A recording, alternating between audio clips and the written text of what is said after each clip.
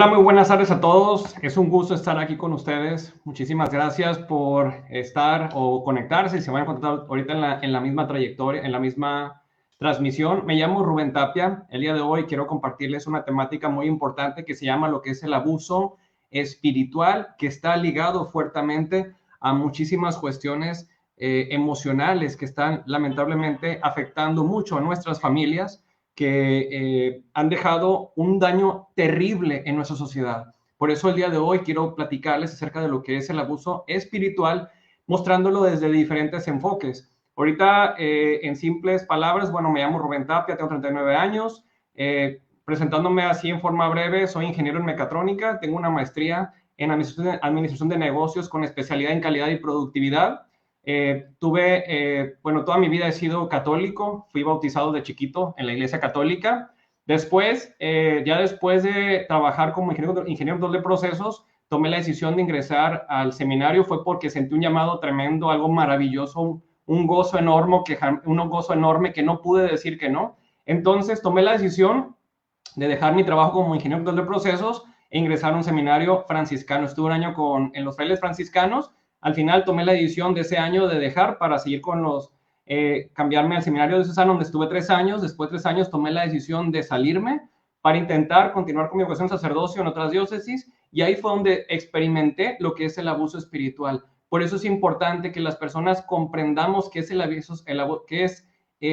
abuso espiritual, porque las personas muchas veces no sabemos ni qué es el abuso espiritual. Entonces, vamos a empezar esta conferencia para que ustedes puedan tener conocimientos de lo que es el abuso espiritual y de esta manera puedan estar protegidos, porque es muy fácil caer en esto y no darte cuenta de cómo funciona el abuso espiritual. Entonces, aquí vamos a ver algunos puntos importantes. ¿Qué es el abuso espiritual? ¿Cuál es el impacto del abuso espiritual? Es decir, cómo tú puedes darte cuenta y cuál es el ámbito en que llega. Ahorita vamos a ver muchos detalles, también cuáles son algunos casos. Voy a hablar acerca también de mi caso particular, de cómo sufrí bastante en estos procesos. ¿Cómo evitar caer en el abuso espiritual? De esta manera es que las personas podrían tener mayor tranquilidad de estar en comunidades sanas, donde ninguna persona podría aprovecharse pues, de ustedes o de tus hijos, de tus familiares o cualquier persona. Y evidentemente consejos para ir sanando, porque el abuso espiritual que se concretiza en esos tipos de abusos toma tiempo sanar, y más cuando no tienes la menor idea de lo que estás viviendo, porque el abuso espiritual llega a la parte física y a la parte mental de la persona.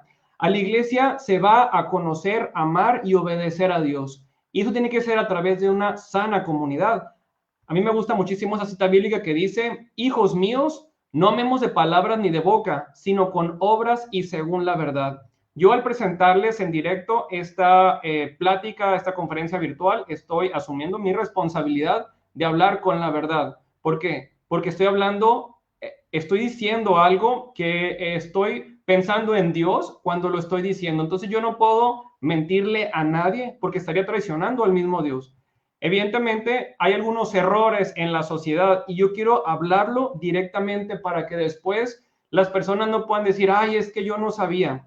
Uno de los errores, o sea, primero se prende como que el contexto de la situación antes de entrar a lo que es el abuso espiritual. El contexto de los errores de la sociedad, la primera es fingir o pretender que la iglesia es perfecta y que quienes son los líderes espirituales serían incapaces de dañar a algún feligrés. Eso es un error enorme. No, es que si hay un abuso, ¿qué hace la gente? Hay que ocultar, hay que fingir que no pasó nada. Entonces, el estar idealizando a los sacerdotes, a los religiosos, a los pastores o a cualquier persona como líder espiritual permite que haya impunidad en eso. Entonces, ¿qué pasa? Unas personas se callan cuando hay un abuso, entonces le permiten al agresor seguir dañando a otras personas. Entonces, el precio que se paga a la sociedad es cuando te callas, cuando te das cuenta que hay un abuso y no hablas. Razones, ahorita las veremos, pero sin embargo podemos darnos cuenta que hay una complicidad también de la sociedad. ¿Por qué? Porque la sociedad se vuelve cómplice cuando no denuncia y cuando no habla abiertamente de esas temáticas. Y las consecuencias, pues las cosas son terribles. Un daño enorme a la reputación de la iglesia, pérdidas incuantificables de feligreses y seguidores de Cristo, y es decir, generaciones de creyentes perdidas. Va a haber gente que ya no va a querer creer en la iglesia, que va a pensar que Dios es lo que vio y a lo mejor lo que vio fue algo malo. Y porque estamos hablando aquí de la parte oscura, del abuso espiritual. Entonces, hay generaciones de creyentes que se han perdido justamente por callarnos. Lo más importante de siempre tener en mente que si yo quiero ser o presentarme como un cristiano, tengo que conocer quién es Cristo. Y Jesús contestó, yo soy el camino, la verdad y la vida. Nadie va al Padre sino por mí. Aquí Cristo está hablando de la verdad. Una sociedad tiene que estar basada en la verdad. Con más razón, la iglesia tiene que estar basada en la verdad. Entonces, aquí nosotros nos damos cuenta que si hay un abuso y hay un encubrimiento, a quien se está traicionando es a Cristo y a su pueblo, porque tanto Cristo como el pueblo confió en los líderes espirituales para llevarnos al cielo y no todo lo contrario. Por eso cuando dicen es que cometió un abuso, sí es cierto, se dañó a la víctima, pero a quien principalmente se está traicionando es al mismo Cristo, porque Cristo permite que las personas estén dentro de la iglesia, o mejor que estamos en este mundo, para hacer el bien. Entonces, ¿cuál es el error? El error es abusar y encubrir. Dicen que encubrir es el doble de los abusos. Por otra parte, quiero comentarles cuál es la razón de ser de esta conferencia. Es una conferencia, ahorita ustedes van a ver, van a decir, oye Rubén, qué rudo eres. No es que sea rudo, es que estoy expresando lo que muchos saben, pero no quieren decirlo. Entonces, ¿por qué? ¿Cuál es la razón de hacer esta conferencia? Porque es una realidad que ocurre en la iglesia y he visto los daños en otras personas. Porque yo pasé por esto sin darme cuenta y sufrí los efectos secundarios. Aclarando, yo cuando llegué a este mundo de seminarios, yo ya era un adulto, yo tenía alrededor de 30 años. Es decir, yo dije, ahorita en día digo yo, ¿cómo no me pude dar cuenta? ¿Cómo permití que de repente hubiera personas dispuestas a hablar o a expresarse de esa manera en contra mía? Por otra parte, hay muchas personas, como lo dije anteriormente, que saben que ocurren, pero se quedan callados. El silencio es complicidad, dirían por ahí. Entonces, ¿se callan? ¿Por qué se callan? ¿Por miedo, por indiferencia o porque no confían en las autoridades? Dicen, ¿para qué voy a poner la denuncia si de todo mundo me van a hacer caso? Entonces, eso le permite a las personas seguir agrediendo. También, ¿por qué lo hago? Siento la responsabilidad ante Dios de hablarlo para hacer lo posible para que sus otros hijos no salgan dañados. ¿Por qué? Porque a mí nadie me dijo cómo funciona esta estructura que está dentro de la iglesia. Entonces, si alguien me hubiera advertido, hubiera podido saber qué estaba ocurriendo y yo poder tomar decisiones que era o me comportaba de una manera o simplemente me salía y me iba a otro lugar. Estoy hablando de mi tiempo cuando era seminarista o cuando intenté seguir con el seminario. Ahora, quiero aclarar un punto muy importante. El abuso espiritual no es exclusivo de una iglesia. El abuso espiritual puede ocurrir en cualquier iglesia, sea católica, evangélica, bautista, en la luz del mundo, judíos, musulmanes, o sea, es decir, puede ocurrir el abuso espiritual en cualquier iglesia que esté vinculada a Dios o a un ser superior. Es importante también comprender un punto muy importante. Hay elementos del ser humano que no se pueden desconectar.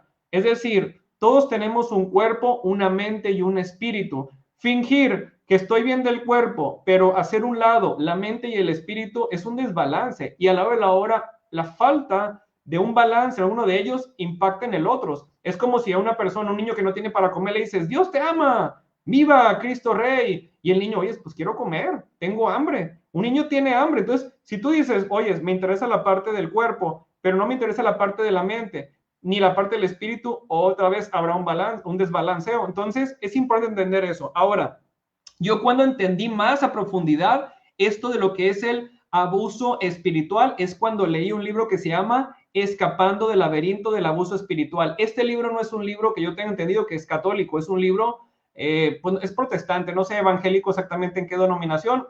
Cuando lo leí ahí decía, el punto es de que este libro me ayudó a mí comprender qué es lo que había pasado en mi vida y cómo poder ahora, hoy en día, orientar a aquellas personas que se comunican conmigo y decirles, es que esto es parte del abuso espiritual que estás viviendo y tienes que romper esa cadena para que no te siga afectando. Hay que entender algo muy importante, todo poder conlleva una responsabilidad. Si tú eres como un líder espiritual dentro de la iglesia, tienes una responsabilidad muchísimo más grande porque se te ha encomendado una labor que no cualquiera tiene. Si eres un líder espiritual, tienes la obligación de cuidar al rebaño que se te ha confiado. Ahora, ¿solamente los líderes espirituales tienen una responsabilidad? Claro que no, también los padres de familia, porque el padre de familia es el que normalmente quiere que sus hijos vayan a la iglesia. Entonces, ¿qué pasa? Le dicen al niño, vamos a la iglesia, y si no vas a la iglesia, Diosito se va a enojar, si no vas a la iglesia, estás cometiendo pecados, sino entonces, ¿qué pasa? El padre de familia asume una responsabilidad porque tiene un poder sobre sus hijos. Es decir, no solamente el líder espiritual tiene una obligación, sino también los padres de familia tienen la obligación de saber qué es el abuso espiritual para que puedan hablar con sus hijos y protegerlos. De otra manera, ellos estarán vulnerables. Ahora, ¿quiénes son los líderes con autoridad espiritual? Puede haber muchos. Los principales son los sacerdotes, los obispos, los pastores religiosos, monjas, catequistas o cualquier otra persona que se muestre ante la sociedad que hable en nombre de Dios. ¿Por qué? Si hablamos de algo espiritual, es cuando uno va a una iglesia, va pensando en Dios, no va pensando en la salud física, que me duele el riñón, que traigo dolor de cabeza, no. Entonces, ¿qué pasa? La autoridad espiritual está relacionada evidentemente con Dios y por eso ellos tienen que asumir una responsabilidad. Ahora, no es lo mismo la obligación que tiene un catequista a que un sacerdote, un obispo o un pastor.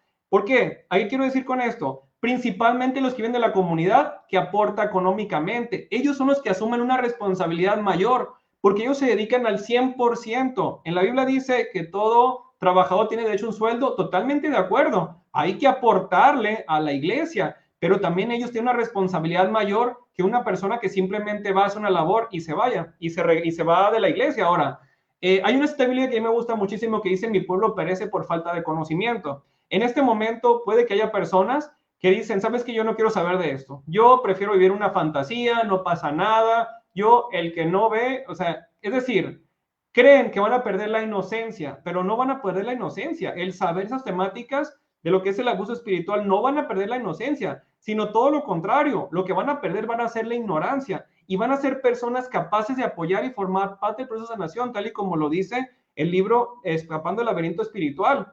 Por eso, para poder sanar las instituciones religiosas, tenemos que hablar de esas temáticas. No es algo cualquier cosa, es algo complejo, pero que requiere la atención.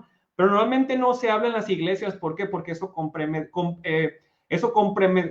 comprometería a los líderes espirituales tener cuidado. Hay un libro que se llama La voluntad de no saber. El título me recuerda a eso. Es decir, ni quiero, ni sé, ni me interesa saber. Eso es muy delicado, porque los daños que están ocurriendo son tremendos. Por otra parte, vamos a ver, bueno, ahora sí ya entrar en tema. ¿Qué es el abuso espiritual? De acuerdo a este libro, Escapando del laberinto espiritual, dice: el abuso espiritual es una forma de abuso emocional y psicológico, pero en un contexto religioso. Es lo que les decía anteriormente. Se abusa de la persona bajo un enfoque emocional, psicológico. Obviamente también podrá ser físico, ¿verdad? Porque pues es como una cadenita.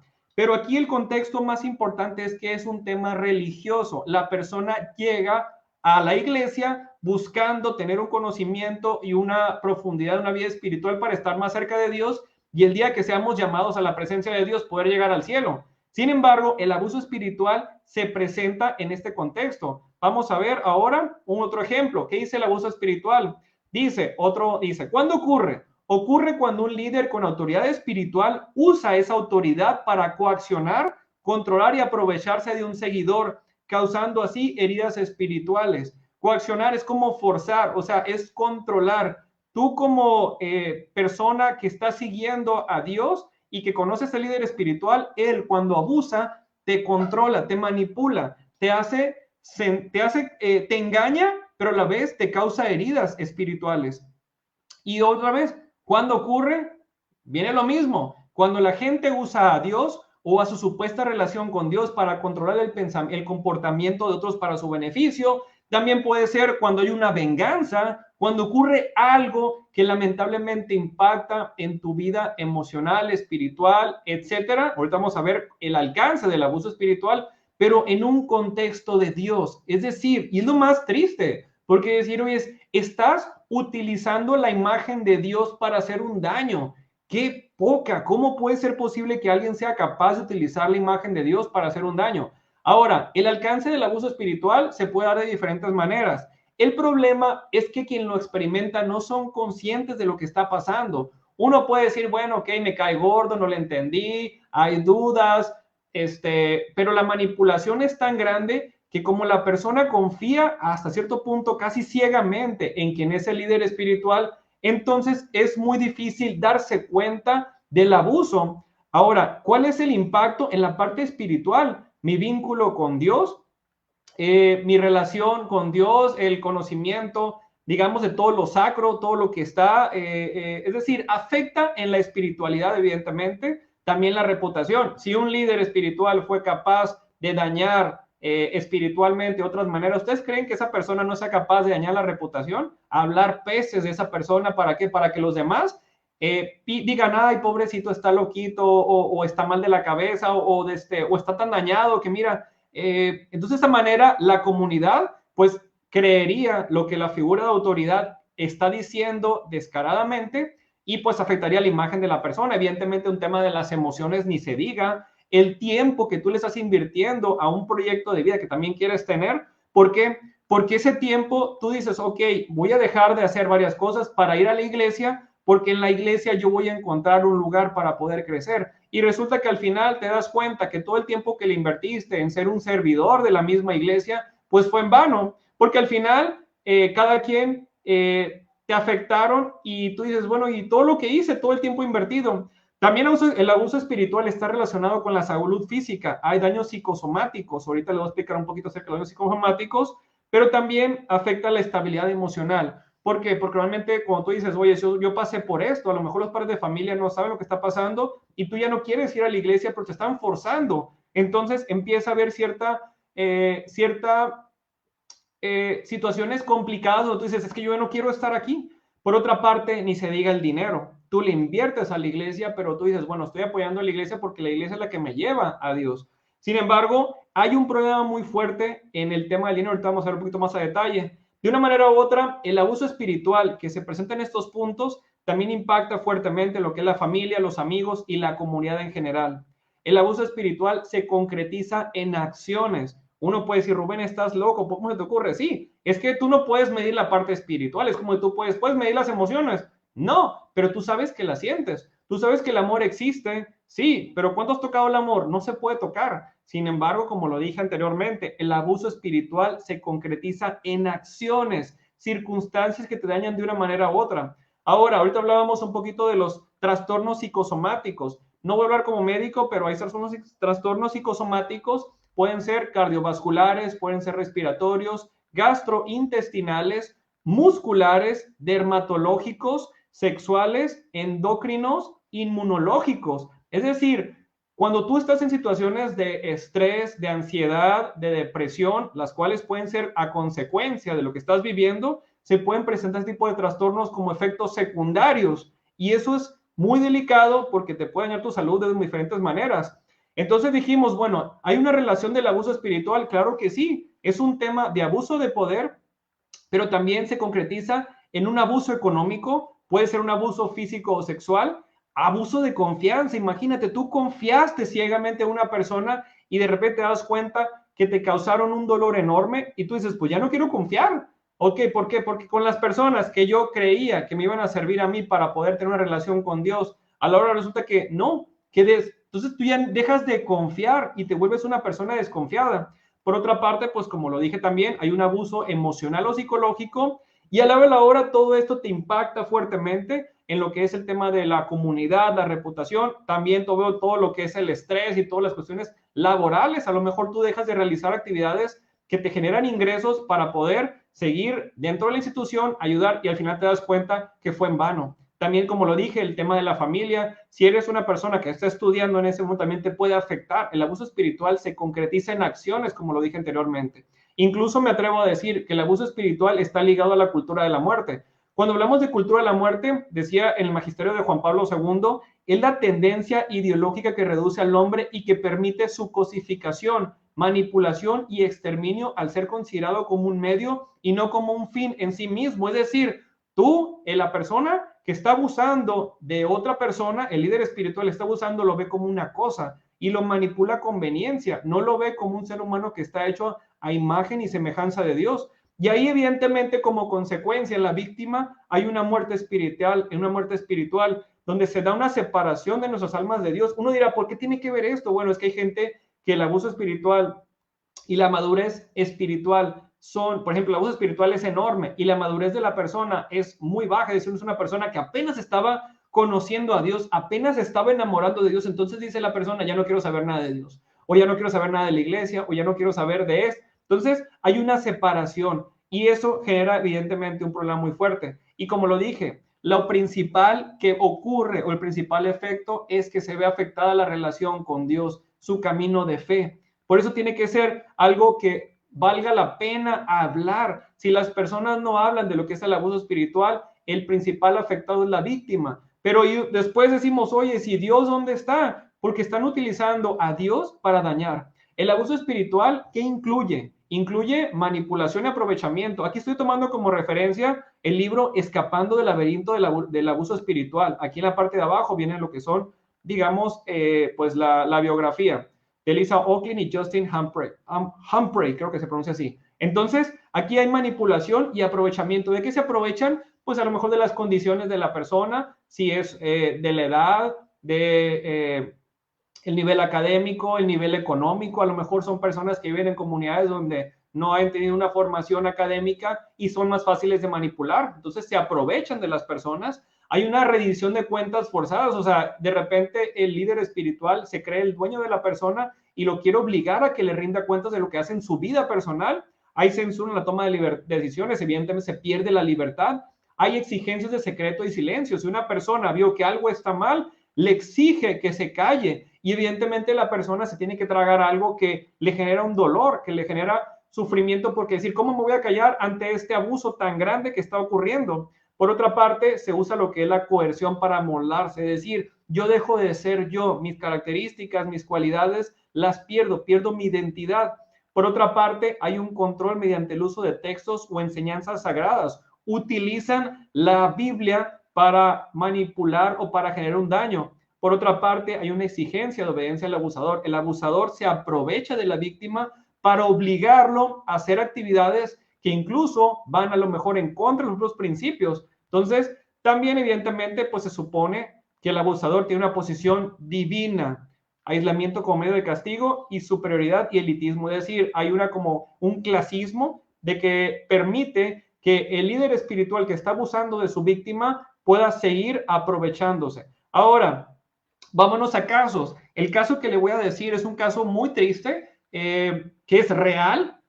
Aquí la víctima es Anthony Venegas y Michael Rodríguez. Ellos son de Costa Rica.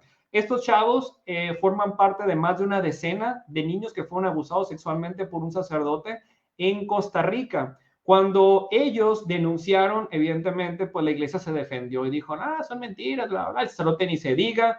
La gente del pueblo se les echó encima, son los enemigos de la iglesia. Sin embargo, la historia les dio la razón. Les dio la razón, ¿por qué? Porque esta persona ya está condenada en prisión. Ahora, ¿cuál es la exigencia? El abusador lo obligaba a estos niños a tener contacto sexual. Niños en una etapa que tremenda, o sea, es un tema asqueroso. Un sacerdote abusando de niños, abusando de la confianza de los padres. Imagínense cómo se sintieron los padres de familia cuando supieron que sus hijos estaban siendo abusados sexualmente. Van a decir, Rubén, pero es que esto es un caso en muchos. No, espérate, apenas vamos empezando el abuso. Pero el abuso sexual va vinculado, claro que va vinculado al abuso espiritual. Yo no sé, desconozco en este momento si ellos quieran seguir siendo católicos. A lo mejor ellos ya no van a querer saber nada de la iglesia. ¿Por qué? Porque dicen todo el daño psicológico, todo el daño, todo el tiempo invertido en buscar justicia, las terapias psicológicas, ¿y quién las pagaba? Obviamente sus familias. En una de las entrevistas que escuché de Anthony Venegas, él decía que ellos son gente de comunidades, bueno, no sé ahorita, pero en su momento eran comunidades muy humildes, que no tenían dinero para pagar a un psicólogo, para comprar ese tipo de cosas. Entonces, pues, ¿qué pasaba? La diócesis les ofreció eso, dicen que no, o sea, realmente es un abuso tremendo. Hoy en día, el sacerdote Mauricio Víquez está en la cárcel por más de 20 años en cárcel. Habrá gente que dice, Rubén, estás atacando a la iglesia. ¿Cómo voy a estar atacando yo a la iglesia cuando estoy diciendo una verdad, una realidad? Fue un señor que abusó de Dios, de la confianza que Dios puso en él para ser un sacerdote, llevarle a esas personas, pues una fe, y también abusaron de la confianza de los padres. Imagínense el sentimiento. Entonces, ¿aquí qué pasa? Nos damos cuenta que fuimos educados para creer, pero no fuimos educados para desconfiar. Las personas así nos pasó. Fuimos educados para creer, pero no fuimos educados para confiar.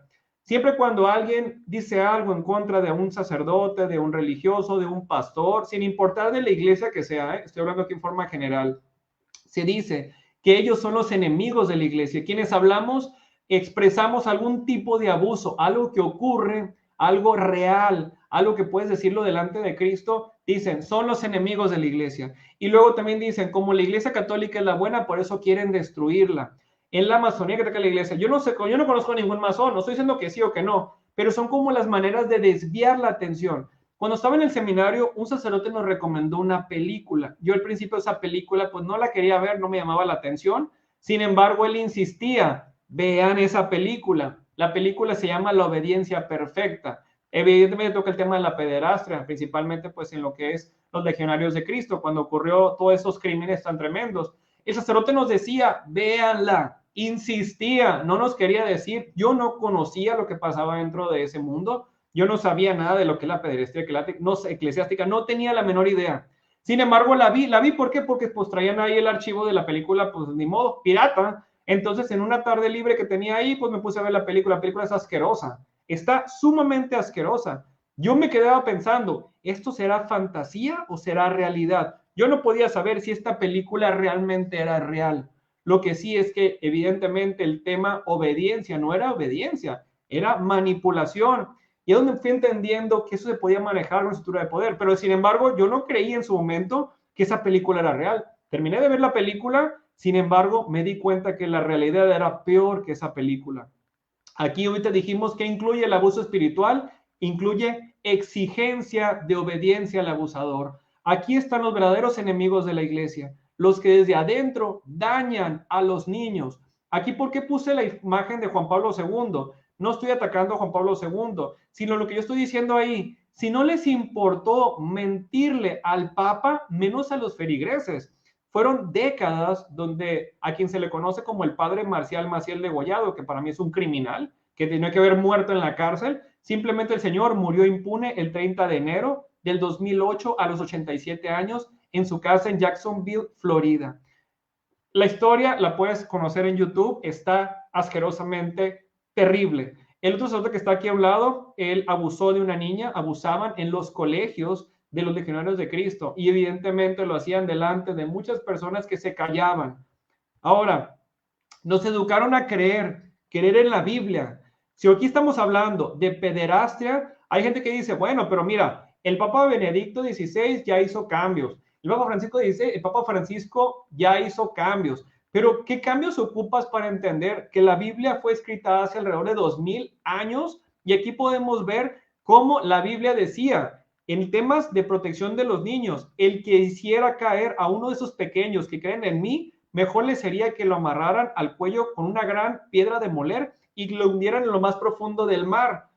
Vimos ahorita el caso de Anthony Venegas y de Michael Rodríguez, que es el que está aquí. ¿Hizo eso la iglesia? Cuando hubo esas denuncias, ¿hizo eso la iglesia? No, no lo hizo. ¿Qué hizo la iglesia? Le dijo al sacerdote, hay una denuncia en contra tuya. El sacerdote huyó de Costa Rica y fue a dar a México, donde años después o tiempo después lo aprendieron y ahorita pues ya después fue trasladado. Entonces, ¿qué pasó? Ocurre esto. La Biblia habla claramente. Si nosotros decimos es que la Biblia o el Evangelio, mejor dicho, habla aquí en el Evangelio según San Mateo, capítulo 18, versículo 6, habla de algo sumamente grueso. ¿Qué tanto ocupas para saber que no tienes por qué encubrir a ningún agresor de ninguna manera? ¿Y qué pasa con las víctimas? Pues quedan en el olvido. Los sacerdotes, en este caso, pues vemos al señor José Barba, él fue abusado por Marcial Maciel, vemos acá todas las señoritas que no recuerdo el nombre de ellas, pero ellos también buscan justicia. Y como no tienen la justicia, aquí se da una revictimización, es decir, es un ciclo o un proceso que la víctima no puede cerrar, porque él tiene un deseo de justicia, es decir, el abuso espiritual se incrementa. porque no solamente fue el abuso que ocurrió en el momento, sino que trasciende con el tiempo cuando tú vas buscando obtener la justicia y, ¿por qué no decirlo?, la restauración del daño, y no se da. ¿Por qué? Porque la iglesia sigue protegiendo a quienes los dañaron. Y evidentemente aquí es un abuso, como les lo digo, se revictimiza 1, 2, 3, pasan los años y las heridas es muy difícil que cierren. Otra parte dice control mediante el abuso de textos o enseñanzas sagradas. El otro día estaba viendo una película que se llama Harriet de Netflix en el 2019. Uno dirá, bueno, la película de Netflix, ¿qué? No es tanto en la plataforma de Netflix, porque en Netflix hay muchísima basura, sino hay una escena, eso es una película enfocada en lo que es la esclavitud.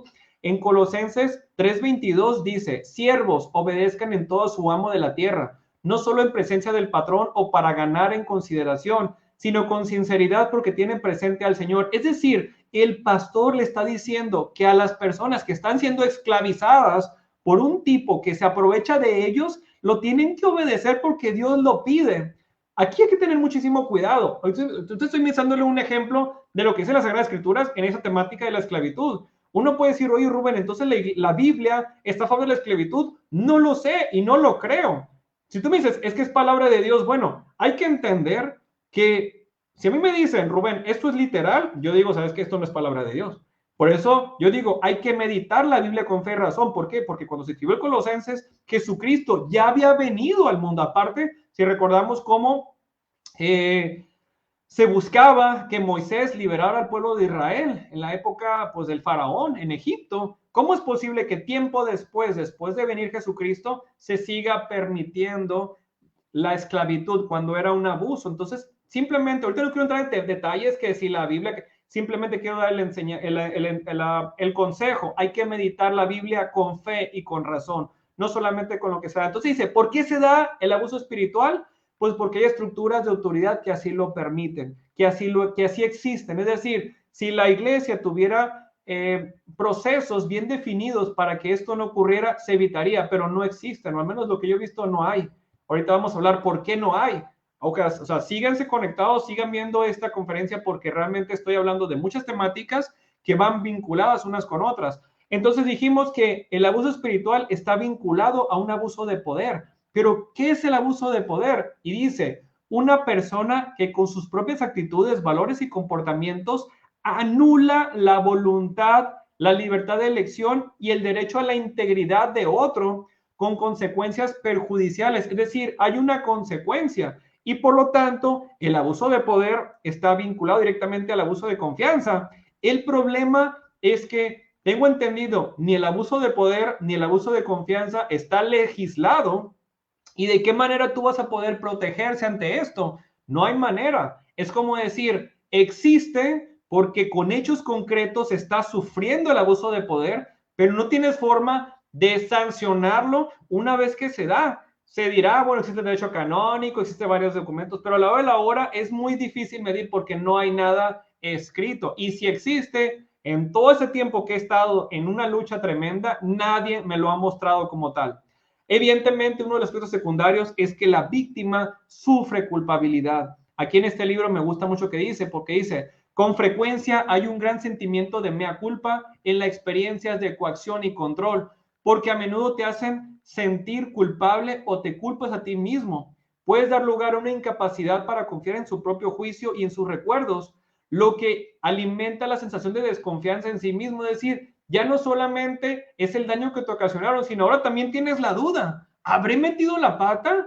¿Qué hice mal? Si lo hubiera hecho de otra manera diferente, es decir, empiezas a dudar de ti mismo, empiezas a dudar de tus capacidades para tomar decisiones libres y para decir, no, yo no tuve la culpa. A mí me decían en el seminario, mira, escucha y calla. Yo decía, bueno, es que cómo es, o sea, ¿cómo se te ocurre decirme eso? Eso me lo decía un seminarista que se lo dijo su párroco. Su párroco le dijo, en el seminario tú tienes que mirar, escuchar y callar. Si quieres permanecer en un seminario, tienes que hacer eso. Nada de que te sueltas hablando, denunciando. Entonces yo decía, bueno, es que no tiene sentido. Les recuerdo, yo cuando llegué a un seminario yo era adulto, ya había pasado, yo había trabajado en empresas, ya tenía mi carrera, mi maestría, ya mi visión de la realidad era muy diferente, ya conocía incluso, aunque no soy abogado, conocía cuestiones de leyes y no me era lógico pensar que tenía que mirar, escuchar y callar. Decía, bueno, ¿qué tipo de libertad es esto? Y más cuando en la iglesia se busca lo que es la verdad. Pero sin embargo es una cuestión que afecta muchísimo. Entonces la autoestima se ve afectado. Una cosa muy importante que dice en este libro, dice, la presencia o la asistencia a una iglesia o agrupación cristiana no es obligatoria. Si tú no te sientes tranquilo, si no vives tu espiritualidad en ese lugar, vete a otro lugar. ¿Por qué? Porque tienes que estar viviendo tranquilamente, tienes que tener un balance emocional es para poder tener una parte espiritual. ¿Por qué? Porque una parte, si tú tienes un desbalance emocional, ¿cómo vas a alimentar tu parte espiritual? Es una contradicción, es una lucha entre poderes. Cuando la gente dice, bueno, yo voy a la iglesia y todo es una bola de víboras, bla, bla, bla, bla. Obviamente, pues, o sea, a veces uno no se fija a uno mismo, ¿verdad? Yo digo, los otros, pero yo no. Todos tenemos cola que nos pisen. Sin embargo, tú tienes que buscar la manera de estar tranquilo. Y si no vas a estar contento, aquí en este libro lo dice y yo estoy totalmente de acuerdo, vete. ¿Qué es lo que yo hice en el seminario después de 3 años de estar ahí? Me fui porque dije yo, aquí yo no soy bienvenido y no me siento bien y siento que mi espiritualidad está siendo dañada. Y también la parte emocional y demás. Por eso es importante que entender la tarea de la iglesia es trabajar para crear culturas sanas. Si la iglesia no se enfoca en luchar contra el abuso espiritual y todo lo que conlleva, la cultura va a ser insana, va a haber abusos. Por eso los líderes espirituales tienen que ser valientes y coherentes con lo que el evangelio está diciendo, que tienen que estar dispuestos a afrontar la realidad sin miedo a la cruz de Cristo. Aquí viene la pregunta muy importante. Tú que me estás escuchando y las personas que me van a escuchar cuando vean esta repetición o los diferentes medios, ¿quieres una iglesia que sea capaz de dar la vida por la verdad? Es decir, por Cristo. ¿O quieres una organización que esté al mismo nivel que un partido político o un club social? Tú defínelo, tú piensa, porque yo he visto en muchos lugares donde la iglesia la han hecho como un club social, donde todos nos queremos mucho, vamos, cantamos, nos ponemos en la hora santa, organizamos, pero realmente a veces la espiritualidad está muy baja. ¿Por qué? Porque tú no tienes un encuentro o no hay una coherencia. Entonces, si tú dices, bueno, yo quiero que sea una iglesia que se parezca a Cristo, pues tenemos que trabajar y poner nuestra parte.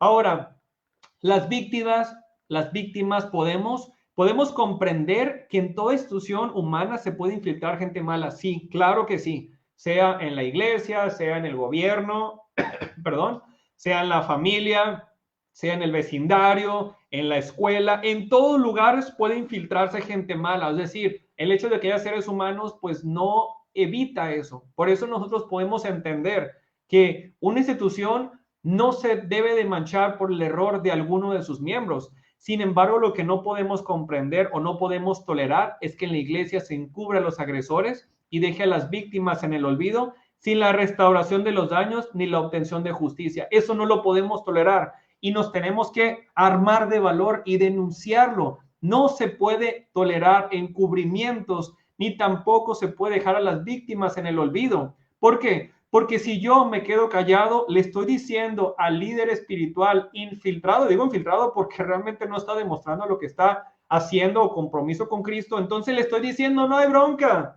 sigue abusando, abusa del que sigue, abusa del niño que va al catecismo, abusa del seminarista, abusa de la persona vulnerable que está llegando a la iglesia, que probablemente trae el corazón roto y tú vas a aprovechar de sus heridas para utilizarlo a conveniencia. Entonces, no podemos callarnos, no es solamente por decir, Rubén, vive un área de confort, no, es pensar en los otros, es decir, no se puede tolerar que alguien utilice la iglesia para hacerle daño a alguien. Por otra parte, en la iglesia siempre se fomentan valores, que el respeto, que el amor, que la justicia, la dignidad, la verdad, la bondad, la honestidad, la tolerancia, la solidaridad, amistad, armonía, esperanza, todos esos y muchísimo más valores. Si se cumplieran, no habría abuso espiritual y no estaríamos hablando en este momento, sino estaríamos fomentando todo esto. Justicia, justicia, justicia, verdad, verdad, verdad, bondad, pero no hay. Y yo me di cuenta que en muchos casos no hay interés de que se hagan o que se cumplan los valores. Entonces, ¿qué pasa? Los líderes espirituales de un área de confort. Y ante eso te voy a decir 3 cosas que se utilizan muchísimo para manipular a la sociedad cuando no quieren cambiar. Una es decir, cuando se comete un abuso de parte de un líder espiritual, decir, no denuncies públicamente porque hay que cuidar la iglesia, pero los líderes o responsables no hacen absolutamente nada para aplicar justicia. Es decir, no lo digas, porque los católicos se van a hacer protestantes, porque los protestantes se van a hacer ateos, porque se van a ir. No, señor.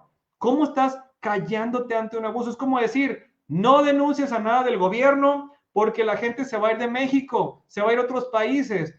Es ilógico. Si alguien quiere estar en una organización, en la iglesia, va a estar comprometida y va a estar porque comprendió el valor de su organización. No va a estar por fingir que la iglesia es perfecta. Sin embargo, no hay una coherencia. Yo tengo más de 6 años sufriendo de mentiras e impunidad por parte del clero que me atacó. Por eso yo digo, es muy fácil decir, no lo denuncies porque vas a dañar a la iglesia. Entonces los agresores quedan en la impunidad, a gusto, disfrutando. Incluso tengo entendido que a veces cuando abusan de un niño o de una persona, los castigan mandándolos a un retiro de que realmente son como vacaciones con gastos pagados. ¿Cómo es posible? Y a la víctima se le olvida. Ay, te le echas víctima, tienes que conseguirte tu psicólogo, tienes que conseguirte, no sé, ver la manera de poder sanar, pero hazlo por tu cuenta.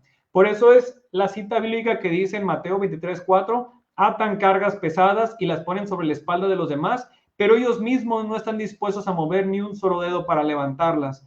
Por otra parte, hay otra manera, bueno, aquí dice muy bien prácticamente, el laico tiene que cumplir lo que el líder abusador no está dispuesto a hacer.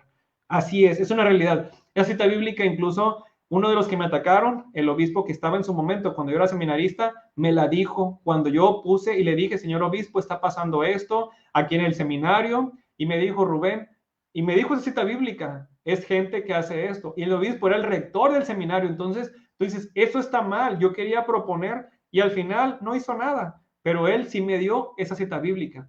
Por otra parte, otra estrategia para controlar es cuando dicen, aquí me gustó mucho cómo lo maneja el libro, David Weird señala frases como, no toques a mi ungido, Dios me eligió para custodiarte espiritualmente, si me desobedeces, desobedeces a Dios. Es decir, el líder espiritual aprovecha su supuesta relación con Dios para poder hacer que la víctima haga lo que ellos dicen. Y evidentemente, cuando una persona empieza a denunciarlos, dicen, estás hablando mal de un ungido, estás hablando mal del hijo predilecto de la Virgen, estás hablando, entonces, ¿qué pasa? La gente se calla porque cree que cuando una persona no obedece lo que ellos dicen, están atentando contra Dios, y eso está mal. Aquí Juan 13:35 dice, en esto reconocerán todos que son mis discípulos, en que se aman unos a otros. En la manipulación, en la mentira, en todo ese daño que le ocasiona a la persona, ahí no hay amor, ahí hay manipulación, hay soberbia, hay la presencia, si quieres verlo desde el punto de vista espiritual, demoníaco, ahí hay la presencia de alguien, de un ser maligno que está dañando a una persona. Otro punto muy importante que se utiliza para controlar las masas, querer minimizar el abuso y al responsable diciendo, todos somos la iglesia. Entonces, como todos somos la iglesia, no hay, se diluye el agresor y la agresión se diluye. Es decir, todos somos la iglesia, entonces no te alejes de la iglesia. Sí es cierto, lamentablemente, la miseria humana, pues ocurre esos tipos de incidentes, pero acuérdate que está tu comunidad para abrazarte, para apoyarte, pero todos somos la iglesia. Sin embargo, nadie asume la responsabilidad de sancionar a los agresores ni restaurar el daño a las víctimas, permitiendo la continuidad de los abusos espirituales. Todos somos la iglesia, pero nadie se compromete. Entonces, seguramente te suena esto, a mí me lo decían todo el tiempo, sí, Rubén, lamentablemente ocurre esto, pero mira, todos somos la iglesia, todos somos el cuerpo de Cristo y todos tenemos que seguir adelante en nuestro caminar por este valle de lágrimas. Aquí dice en las Escrituras, en Isaías 1:17 dije, dejen de hacer el mal y aprendan a hacer el bien, busquen la justicia, den sus derechos al oprimido. A mí no me han dado justicia y pisotearon mis derechos, pisotearon los derechos de todas las personas que han salido afectadas. Y ocurre, ahora, hay formas de manipular para evadir la responsabilidad. Y ahí sí, es como lo dije, podemos tolerar o callar, podemos entender que hay gente mala que se infiltra en las estructuras de poder de la iglesia, pero lo que no podemos tolerar es el encubrimiento. Entonces hay unas maneras de manipular a la sociedad, las cuales yo las conocí porque te las decía en un lugar y te las repetía en otro lugar. Es como un librito, es como un libreto. Una de estas, como lo dije, es echarle la culpa a Adán y Eva. tras el pecado que llegó al mundo, cómo la miseria humana, cómo lamentablemente la miseria humana, o sea, güey, Adán y Eva, yo no los conocí, si existieron o no existieron, yo no los conocí, y cuando me dices miseria humana, pues sí, hay mucha miseria humana, pero aquí hay nombres y apellidos de personas que hicieron un daño. Por otra parte, cuando dicen que pidas, que sufras tu dolor en silencio y que lo ofrezcas como los grandes santos que hoy han sido puesto en las, ¿cómo se dice? Pues, te hablan, siempre te mencionan al padre Pío de Petichina, la madre de Teresa de Calcuta, mira cómo sufrieron ellos y hoy están en el cielo. Pero oye, espérate, a ver, ¿cómo me pides que sufra mi dolor en silencio? Cuando pasaron años y años y años y años y nadie hizo absolutamente nada. Yo cuando saqué, apenas el año pasado saqué mi caso a la opinión pública, la cual la puedes ver en el website generacionporlavida.org/sabotaje o www.generacionporlavida.org/sabotaje. ¿Y por qué lo hice? Porque ya era el colmo de los colmos. Eran mentiras, evasiones, traiciones. Yo no podía quedarme callado mientras yo me daba cuenta que eso eran a otros. Otro punto muy importante, te tiran indirectas. Mira las consecuencias por hacer una denuncia pública. Te vas a meter en problemas, la gente no te va a creer.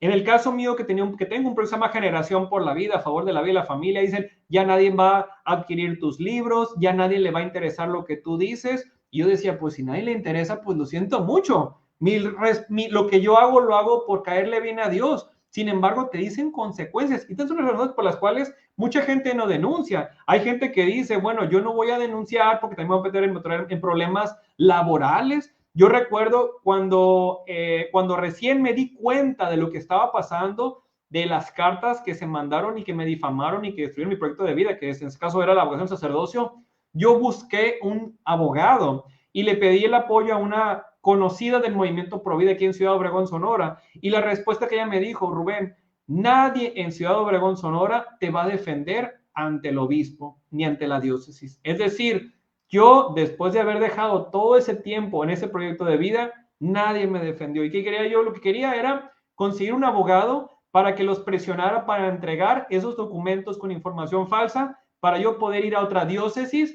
a continuar con ese llamado que yo en su momento sentía que era una vocación al sacerdocio. No encontré ayuda de nadie. Era una impotencia enorme.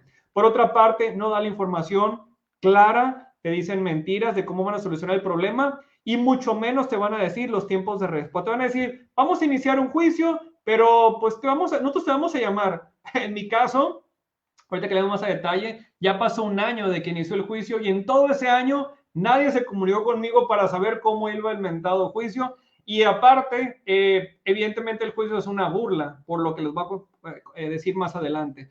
Te dicen que van a orar por ti, pero va en su responsabilidad. Una vez más, meten a Dios en esto. El sacerdote, el líder religioso, sí, mira, vamos a orar por ti para que estés muy bien, para que tu familia, pero va en su responsabilidad de hacer justicia. No te quieren entregar la información. Ellos la van. Entonces, ¿qué pasa? Dices, este vato va a orar por mí, pues más me hierve la sangre porque te estás burlando. A lo mejor habrá personas que dicen, ay, mira qué padre, el padre me entiende, el padre va a orar por mí, mira, mi comunidad me protege en la oración. Sí, pero te están negando tu derecho natural, que es buscar justicia a través de la manipulación. Y aquí se da una revictimización. Suprimen el derecho a la justicia del afectado. Por otra parte, bueno, a ver, ¿cómo vamos a evitar el abuso espiritual? ¿Cómo vamos a evitar? Esto yo lo entendí más adelante. En su momento no lo entendía porque no lo visualizaba como un abuso espiritual. El primero es poner un alto a quien intente proposarse contigo. Poner un alto en seco. A ver, vamos a hablar personalmente y si esa persona no está dispuesta a respetarte, pues aléjate. Número 2, no confíes en alguien por su título, sino primero conoce a las personas. Tu vida no tiene que ser un libro abierto para todo mundo. Si traes una herida o algo, espérate, conoce a las personas, no te avientes a lo fácil, decir, bueno, como es sacerdote, como es pastor, como es el catequista, como es el seminarista, como es el obispo, como es el papa, como... No, primero confía en las personas porque tú no sabes lo que esa persona viene dentro. El hecho de que una persona tenga un título de lo que ya te dije anteriormente como líder religioso no garantiza absolutamente nada. Yo cuando estaba con los frailes me di cuenta quién era el psicólogo y dije yo, el hábito, porque la sotana es acá con los diocesanos, Dije yo, no, el hábito no da seguridad absolutamente de nada. Por otra parte, mantente en desarrollo constante en tu crecimiento humano, profesional, espiritual, laboral. Hay que trabajar en la autoestima. Ámate, ámate, quiérete, mírate al espejo y date cuenta lo grandioso que eres. Esa persona maravillosa que ha sido creada a imagen y semejanza de Dios. Eso va a permitir que nadie abuse. ¿Por qué? Porque tu autoestima va a estar arriba, va a estar hasta el cielo, donde debe de estar. Y eso va a evitar que a alguien se le ocurra abusar de ti. Si notas que algo está mal, no te calles y platícalo con personas de confianza que puedan orientarte. Esas personas te van a dar otra visión de la realidad. Yo cuando estaba en el seminario, yo tenía que haberme salido desde el primer año. Eso es un hecho. Pero no me salí. ¿Por qué? Porque yo estaba ciego. El tiempo que estuve yo en ese mundo, me alejé de muchos amigos que me podían haber orientado. ¿Por qué? Porque yo estaba enamorado de mi vocación. Yo jamás, y se los digo abiertamente, jamás me he enamorado de ni un ser humano como me enamoré de ese llamado al sacerdocio que sentí en ese momento. Que gracias, yo no lo siento porque me dolió muchísimo tener que resignarme a que no se iba, que todo estaba perdido por una estructura de poder que estaba tremendamente corrompida. Pero bueno, regresándome al tema, busca gente, platícales lo que está pasando, no te quedes callado.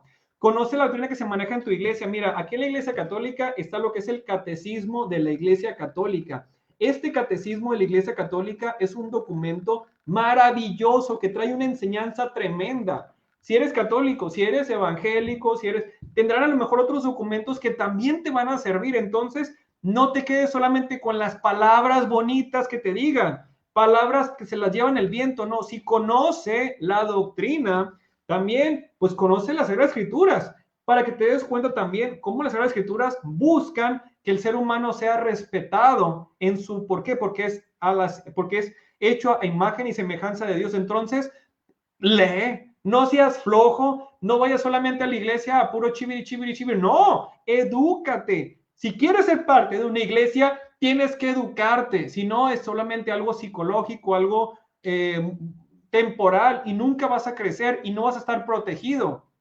Jamás, ¿cuál es un secreto?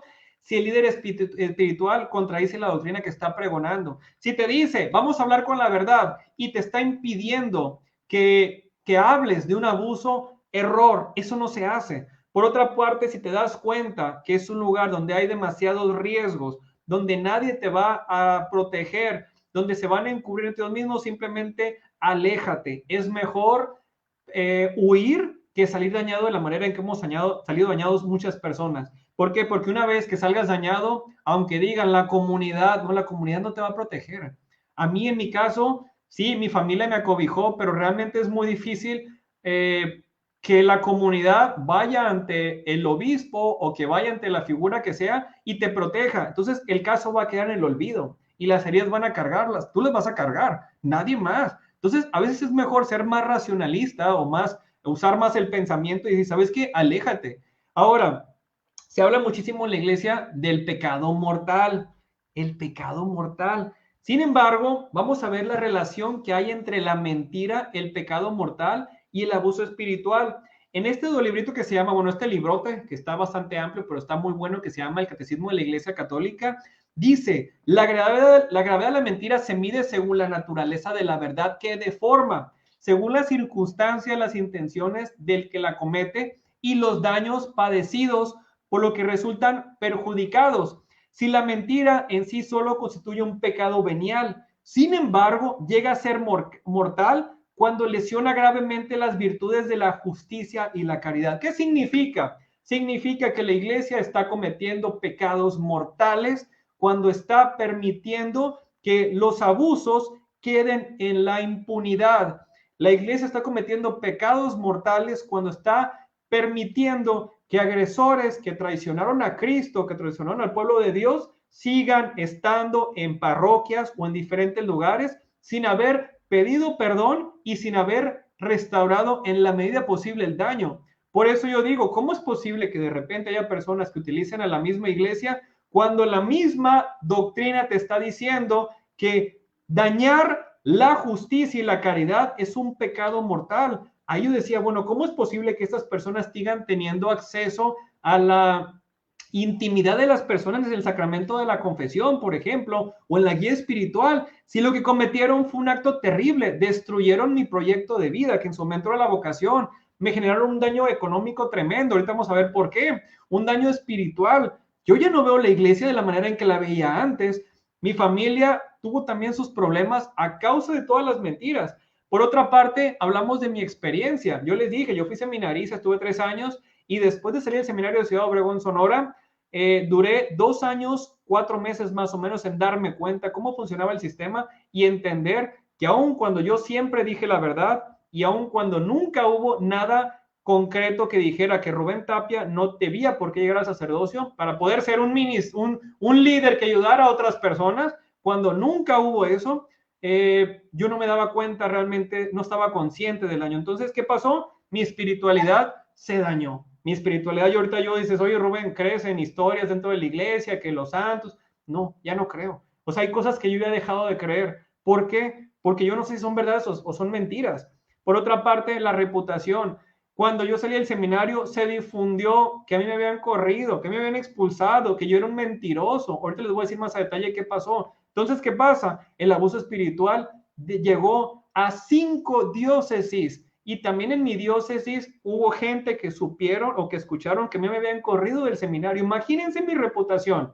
Imagínense la gente pensando eso. La imagen de un miembro de mi familia siendo atacado por la misma iglesia, por los mismos cleros, y yo no poder defenderme. ¿Por qué? Porque si yo empezaba a hablar abiertamente ante las diferentes redes sociales o medios de comunicación, menos me iban a recibir en las otras diócesis. Yo decía, bueno, estos van a decir, no me conviene recibirlo. Entonces yo me quedaba callado, me tenía que tragar mi reputación ante mi comunidad en la parroquia. Ir, y la gente sabía, mira, Rubén anda en esa ciudad, lo rechazaron, es otra ciudad, y la otra ciudad, y la gente decía, pues por algo no lo aceptan. Sin embargo, pues con los documentos, con información falsa que mandaron, era muy difícil que me aceptaran. ¿Por qué? Porque realmente me di cuenta que la verdad dentro del sistema de las iglesias no es lo más importante, sino estas cuestiones políticas que han lastimado tremendamente a la iglesia de sus feligreses. Entonces, también evidentemente, pues el tema de las emociones, yo caí en una depresión terrible.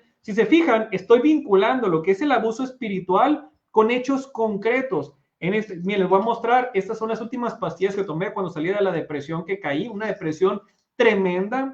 Tuve que tomar Alprazolam, tenía depresión, ansiedad, no podía dormir. ¿Por qué? Porque me dolió muchísimo darme cuenta cómo funciona el sistema y cómo nadie me defendió, nadie estuvo dispuesto a dar la cara por mí. Sí, tenía muchas cartas de recomendaciones y hubo sacerdotes que entregaban cartas de recomendación, pero ellos no tuvieron autoridad. ¿Por qué? Porque ellos no tienen la autoridad para poder las cosas bien. Entonces, las emociones mías estaban fatal. Yo ahí comprendí en la práctica lo que es una depresión donde ya no quieres vivir. Nunca me he intentado quitar la vida, pero yo decía, ya está todo perdido, todo se veía gris. Por otra parte, imagínense el tiempo invertido. 6 años y medio de mi vida invertidos en un proyecto de vida que se hundió porque hubo personas que cobardemente mandaron documentos con información falsa y porque hubo personas que recibió esa documentación y en lugar de analizar la situación, prefirieron evadirme y desechar mi proyecto de vida y echarlo a la basura. 6 años, ¿por qué 6 años y medio? Porque fueron 1 año con los frailes franciscanos donde entré para conocer, 3 años que estuve con los diocesanos, donde tomé la decisión de irme. Entonces ya van 4 y fueron 2 años, más o menos 2 años y medio que me tomó darme cuenta que todo estaba perdido. ¿Por qué? Porque aplicaba en un lugar, iba a otro lugar, mandaba las cartas, documentos al nuncio apostólico, me ignoró, tuve contacto con ellos 2 veces, me ignoraron con o sea, decía, ¿cómo es posible que esto ocurra? Un dolor enorme, es decir, el Vaticano me dio la espalda a través de su nuncio apostólico. También hay un trastorno físico, evidentemente, como les dije anteriormente, los trastornos psicosomáticos. Uno de los efectos que yo tenía era la dermatitis, me salía dermatitis en la cara, el estrés, el estar pensando en el aparato digestivo, en el estómago, en el cuello del estómago me dolía, sentía acidez. Lo bueno es que tomaba lactobacilos y me servía para amortiguar, pero era una lucha constante. Ahora, ¿ya pasó eso? No, todavía no pasa. ¿Por qué? Porque esta revictimización que sigo experimentando, porque todo el caso sigue abierto, pues está presente. Evidentemente hay una estabilidad familiar que se afecta. ¿Por qué? Porque, por ejemplo, si yo ahorita no quiero ir a la iglesia y mamá, ¿cómo te vas a ir al infierno? Bueno, no me lo dice, pero es casi, o sea, es como decirme, estás traicionando a Dios, estás pensando en los humanos. Entonces, A la víctima lo obligan a estar yendo a lugares donde uno no quiere ir, donde no se siente cómodo, aun cuando mi relación con Dios sigue estando intacta. ¿Por qué? Porque Dios restauró mi vida, porque Cristo es quien le ha dado sentido a mi existir. También el tema del dinero ni se diga. Uno dirá que tiene que ver el dinero. Miren, aquí les voy a mostrar en forma breve. Ya una vez que salí del seminario en junio del 2016, yo empecé a viajar, a ir a una diócesis, a ir a otra diócesis. En sí fueron 5 diócesis las que me rechazaron sin darme realmente una razón, sino hubo evasiones, mentiras. Entonces, solamente en gastos de transportación fueron como 30,306 pesos. Ahí está el desglosado. Toda esa información pues la tenía porque pues como soy muy nerd, empezaba yo a documentar qué estaba pasando. Y aparte porque casi siempre en la otra diócesis me preguntaban qué pasó en los anteriores. Entonces yo tenía que tener toda la evidencia de lo que estaba pasando para cuando iba a una nueva diócesis poder explicarles, mira, primero pasó esto y esto sucedió. Otra parte muy fuerte en el daño económico, se fijan, el daño espiritual tiene impacto también en el daño económico. Yo cuando entré a un seminario, a los seminarios dejé de recibir un sueldo como ingeniero de procesos. Evidentemente dejé de recibir prestaciones de la ley, el Infonavit, el retiro, todo lo demás. Uno dirá, oye Rubén, pero nadie te obligó a renunciar al trabajo. No me obligaron, pero me mintieron. Me dijeron que estaba entrando a una organización donde sus procesos eran seguros, donde la ventana, donde la imagen era la Biblia, era el Evangelio, un Evangelio abierto a la verdad y a la justicia. Entonces, imagínense, yo crecí toda la vida siendo católico y yo decía, ¿cómo me voy a dar por vencido? Yo tenía que seguir luchando y luchando y luchando, tener que dar explicaciones, pero eso me costaba. Una vez, obviamente, todo lo que dejé de ganar, cuando pasó lo de la depresión, ¿quién pagó los costos del psicólogo, del psiquiatra, los medicamentos, todos esos costos? Estas tan baratitas, pero pregunten cuánto cuestan otras pastillas. No me acuerdo si se llama paroxetina, no recuerdo los nombres porque pues ya fue hace rato, esa parte sí creo que no la apunté, pero cuesta caro. Y ahora, todo lo que gasté en vueltas, ir a ver al obispo, ir al seminario, buscar a esto, gasolinas, tiempo que podía estar haciendo otras cosas. Muchos de mis compañeros en los 30 estaban viajando, comprando sus casas, teniendo hijos. Entonces yo no sé qué dejé de hacer, fueron 6 años y medio que dediqué a esto. Ahora, pasaron 6 años y medio y ahora ¿qué hay que hacer? Yo estaba en bancarrota. Tenía que conseguir un trabajo, el trabajo que conseguí después, del cual estoy sumamente agradecido porque imagínate, no tenía dinero, estaba en bancarrota. Tenía casa donde vivir porque tenía a mis padres, ahí vivía con ellos. Ahorita yo ya tengo mi casa propia, ya vivo de manera independiente. Pero el daño económico era tremendo, no tenía dinero. Tenía mi carro porque mi carro lo terminé de pagar antes de entrar al seminario.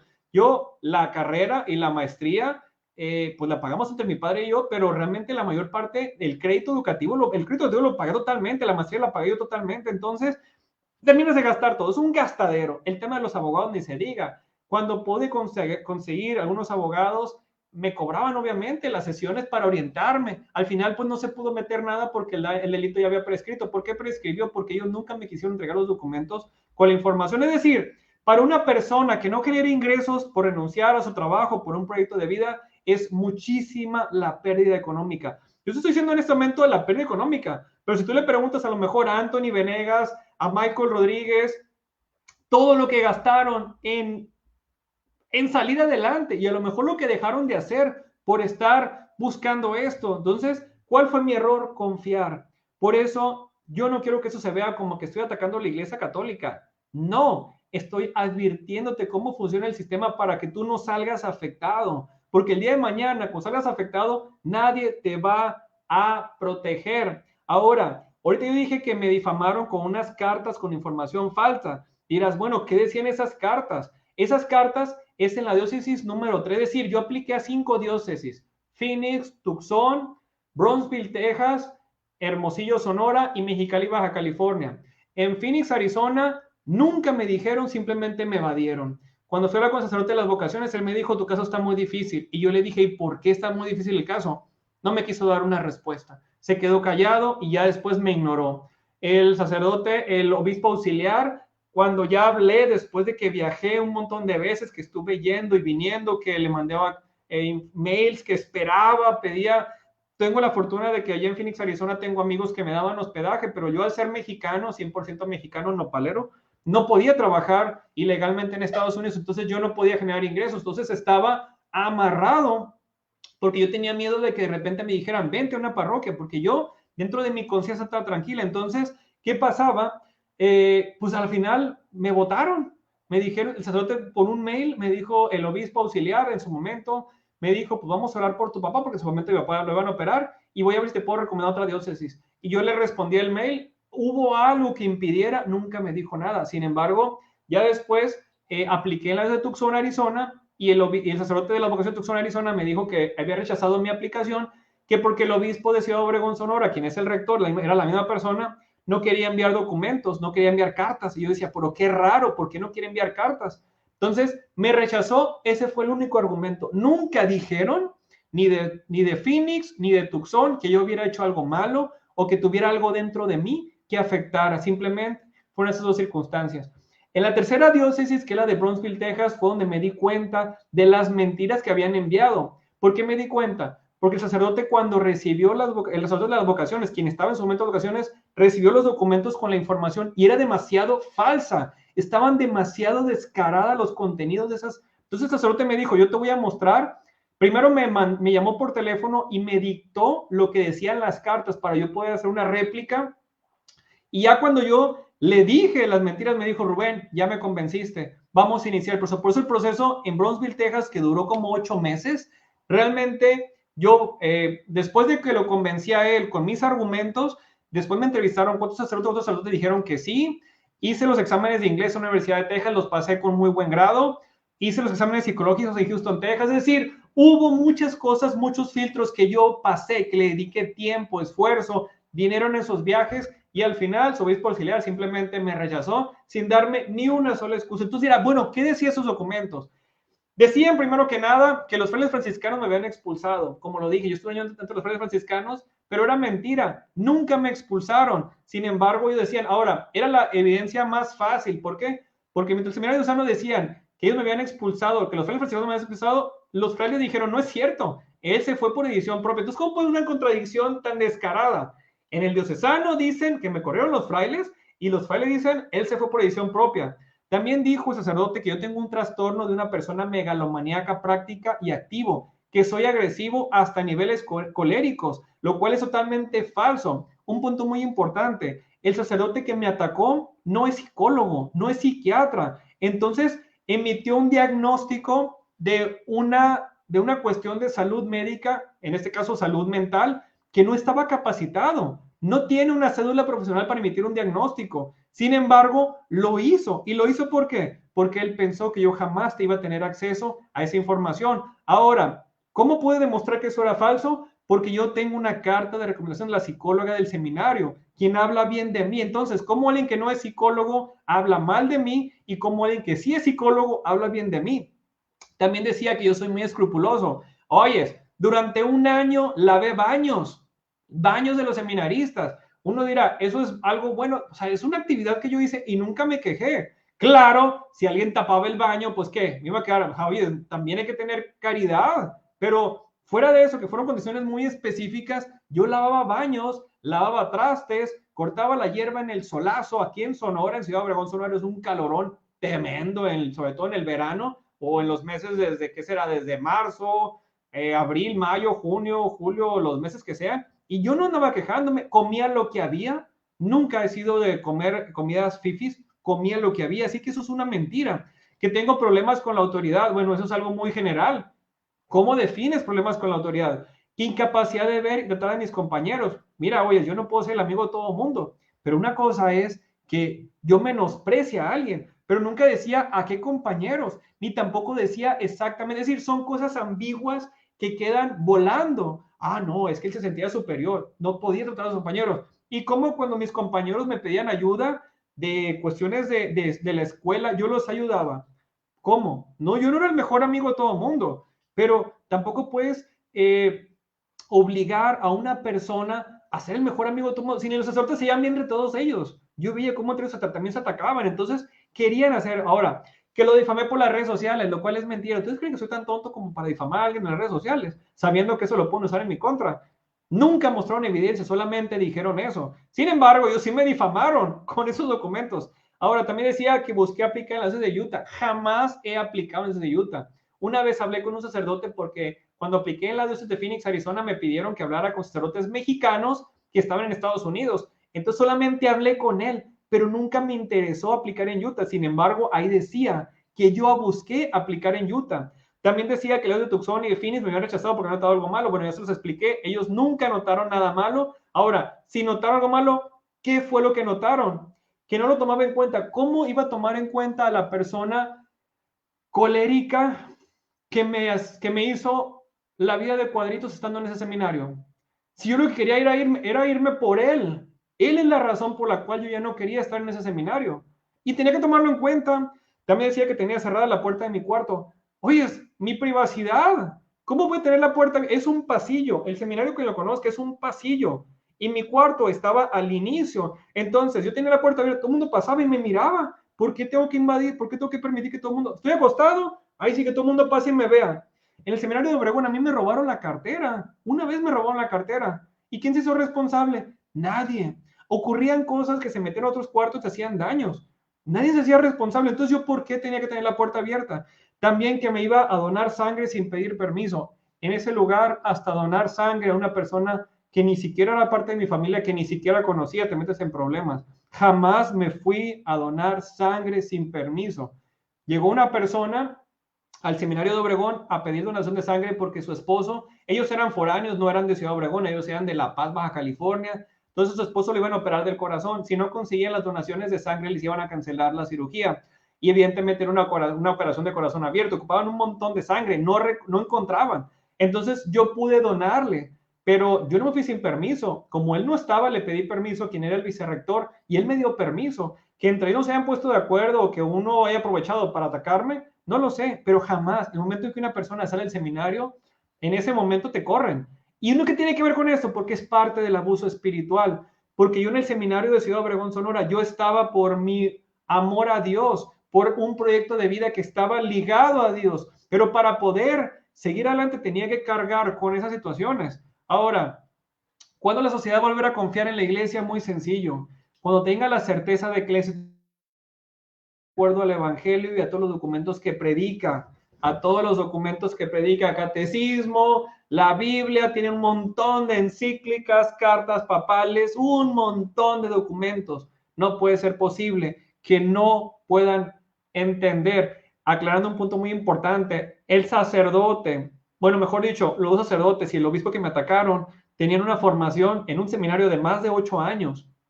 Los sacerdotes tuvieron estudios en Roma. ¿Cómo es posible que en todos esos años no supieron que había un mandamiento que dice, no mentirás? ¿Cómo es posible que no les quedó claro? Entonces, ¿qué pasa? Pues si los feligreses o los laicos se callan, la iglesia irá perdiendo credibilidad y obviamente miembros. Ahora, uno dirá, ¿quién ha experimentado el amor de Dios? ¿Podría rechazarlo? Porque a veces dicen, a ver. La gente ya no quiere venir a la iglesia está sola, ya las personas no quieren, sienten un llamado, no quieren escuchar la voz de Dios. Yo te pregunto, ¿quién ha experimentado el amor de Dios? ¿Puede rechazarlo? Yo no. Yo ya experimenté el amor de Dios, ya sé lo que es eso y no lo suelto.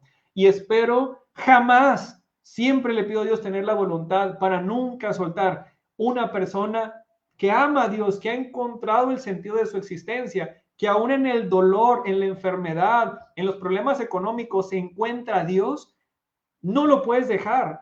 Yo, como les dije, cuando tronó esto del seminario y que me rechazaron de todas esas diócesis, yo estaba en bancarrota, estaba fatal. Dios restauró mi vida. Tengo un buen trabajo, tengo un negocio que está creciendo, tengo un proyecto de vida, tengo mi familia, tengo mis amigos, me siento amado, me siento protegido.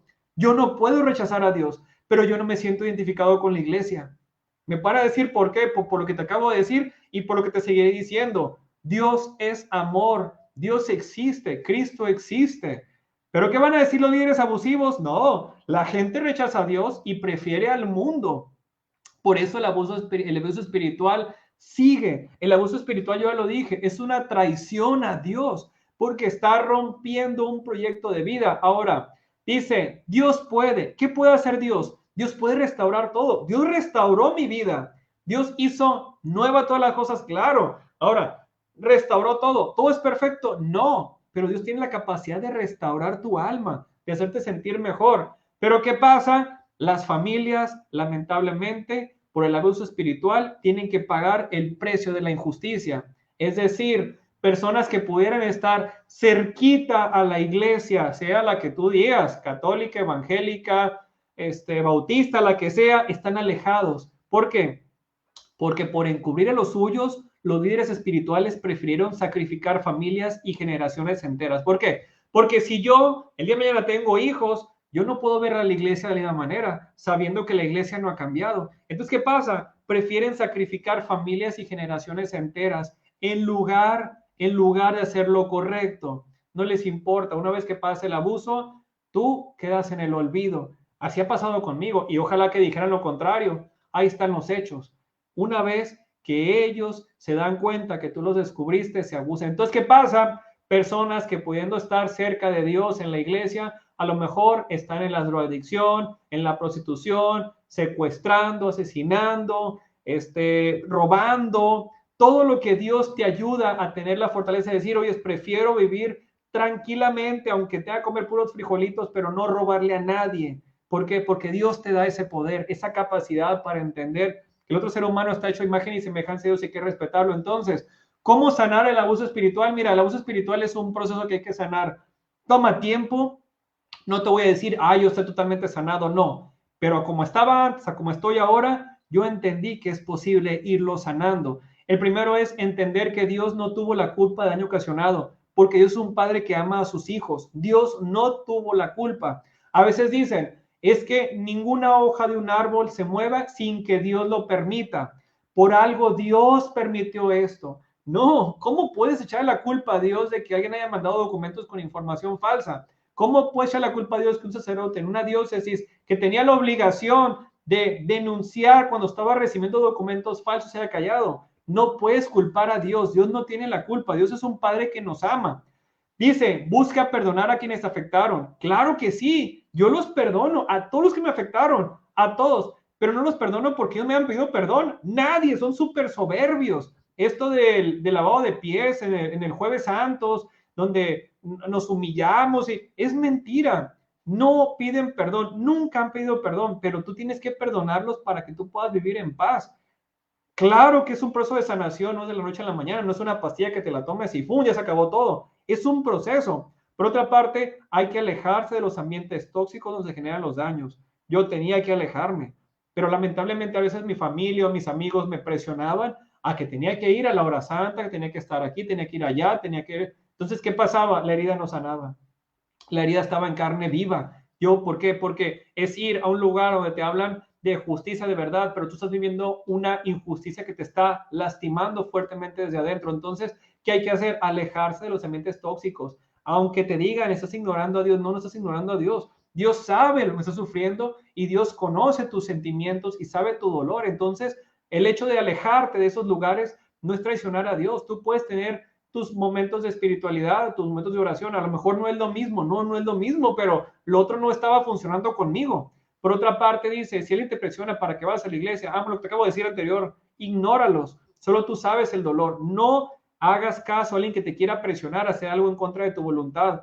Un punto muy importante, el número 5, no minimices tu dolor y de preferencia busca atención psicológica o psiquiatra. No lo dudes porque es parte de la sanación emocional y espiritual. Lamentablemente no todo el mundo puede pagar un psicólogo. Una consulta te puede valer 500, 600, 700 pesos. Un psicólogo cuesta. ¿Por qué? Porque el señor, el psicólogo también tiene que comer. También es una profesión. Pero lamentablemente la iglesia no ofrece, aunque ellos digan, te ofrecemos atención psicológica, sí. ¿Quién? ¿Quién me va a atender? ¿Cómo sé que ese psicólogo no tenga que rendirle cuentas al obispo o a los sacerdotes y lo que yo les platique lo utilicen para en contra mía? Porque ya lo hicieron, ya lo que yo decía lo usaban en mi contra. Cuando puse la denuncia ante el nuncio apostólico se hizo de la vista gorda. Sin embargo, él le avisó, o su gente le avisó a los de Ciudad Obregón, Sonora, y en las cartas que mandaron también a Broward, Texas, no venía el otro punto, pero dijeron que yo los había atacado ante el nuncio apostólico. También dijeron que yo había atacado al sacerdote en la misa en el santuario de Guadalupe de Ciudad Obregón, Sonora. ¿Ustedes creen que soy tan tonto para atacar a un sacerdote en plena misa, sabiendo que todo el mundo tiene celulares y que me iban a grabar? ¿Ustedes creen que eso?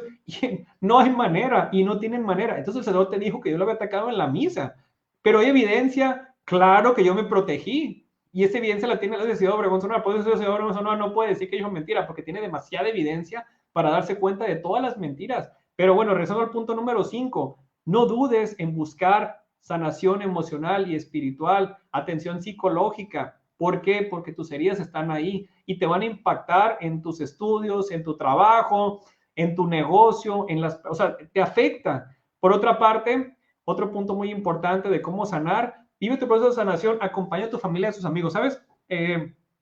Yo cuando estuve en el seminario me desconecté de muchos de mis amigos.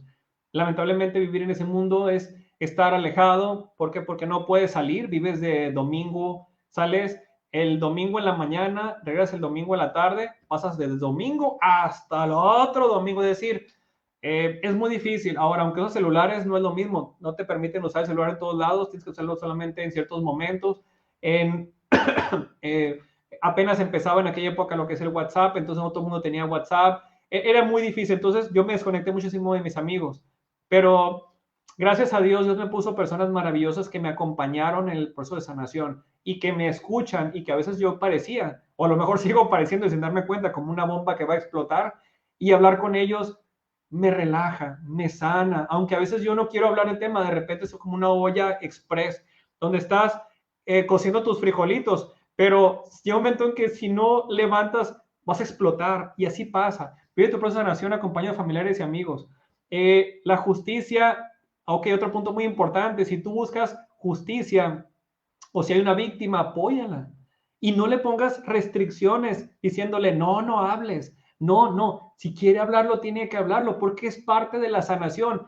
Me callé durante más de 6 años me tragué, me estaba afectando. En el momento en que empecé a hablar públicamente de lo que pasó, dentro de mí fue como si me hubiera quitado un costal de encima. Yo no sé, o sea, no soy psicólogo, pero es una sanación enorme. ¿Por qué? Porque muchas personas escucharon también que me habían corrido, que me habían expulsado del seminario de los frailes y del diocesano, escucharon mi versión de la realidad. Y cuando yo mostré evidencia que eso era falso, las personas empezaron a decir, órale, o sea, porque hubo gente que me lo dijo, a mí me dijeron que te habían corrido, entonces imagínate. Ahora, realiza actividades que te permitan disfrutar la vida, ayudándote a no pensar en lo que pasó. Yo hago deporte, leo, me gustan las hamburguesas, me gusta salir a dar la vuelta con mis amigos.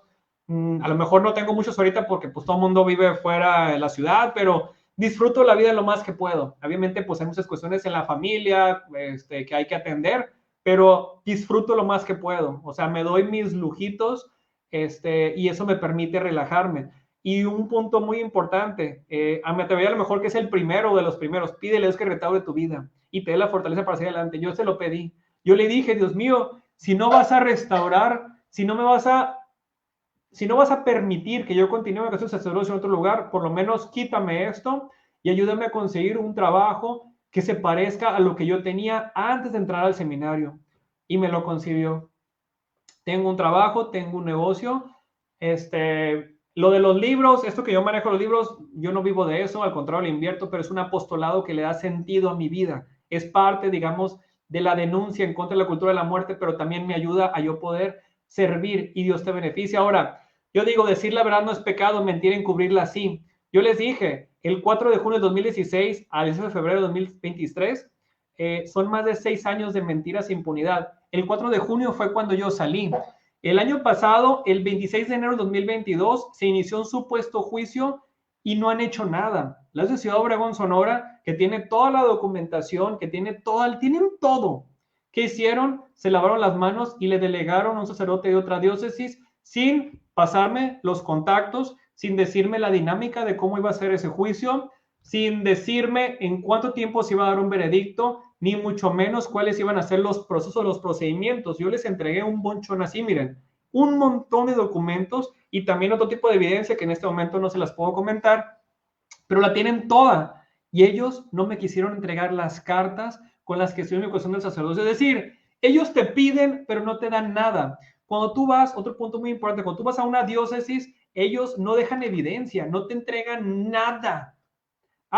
En Tucson, el sacerdote te hizo una llamada por teléfono, pero no te manda un informe diciéndote, lamentablemente, porque el obispo no quiso mandar documentos, hemos tomado la decisión de rechazar tu aplicación. No te lo dicen, no dejan nada, no dejan nada por escrito porque no se comprometen. Es una organización que ya sabe cómo funcionar, pero tú como eres un feligrés o como eres una persona que confía, que no fue educada para desconfiar, cree que ellos no son capaces de traicionar la confianza que has puesto. Entonces, yo he pedido sus documentos muchísimas veces y los han negado. Me pidieron perdón, un sacerdote ahí, viene en la primera, viene entre los documentos, en la primer documento es una minuta de la reunión que tuvimos.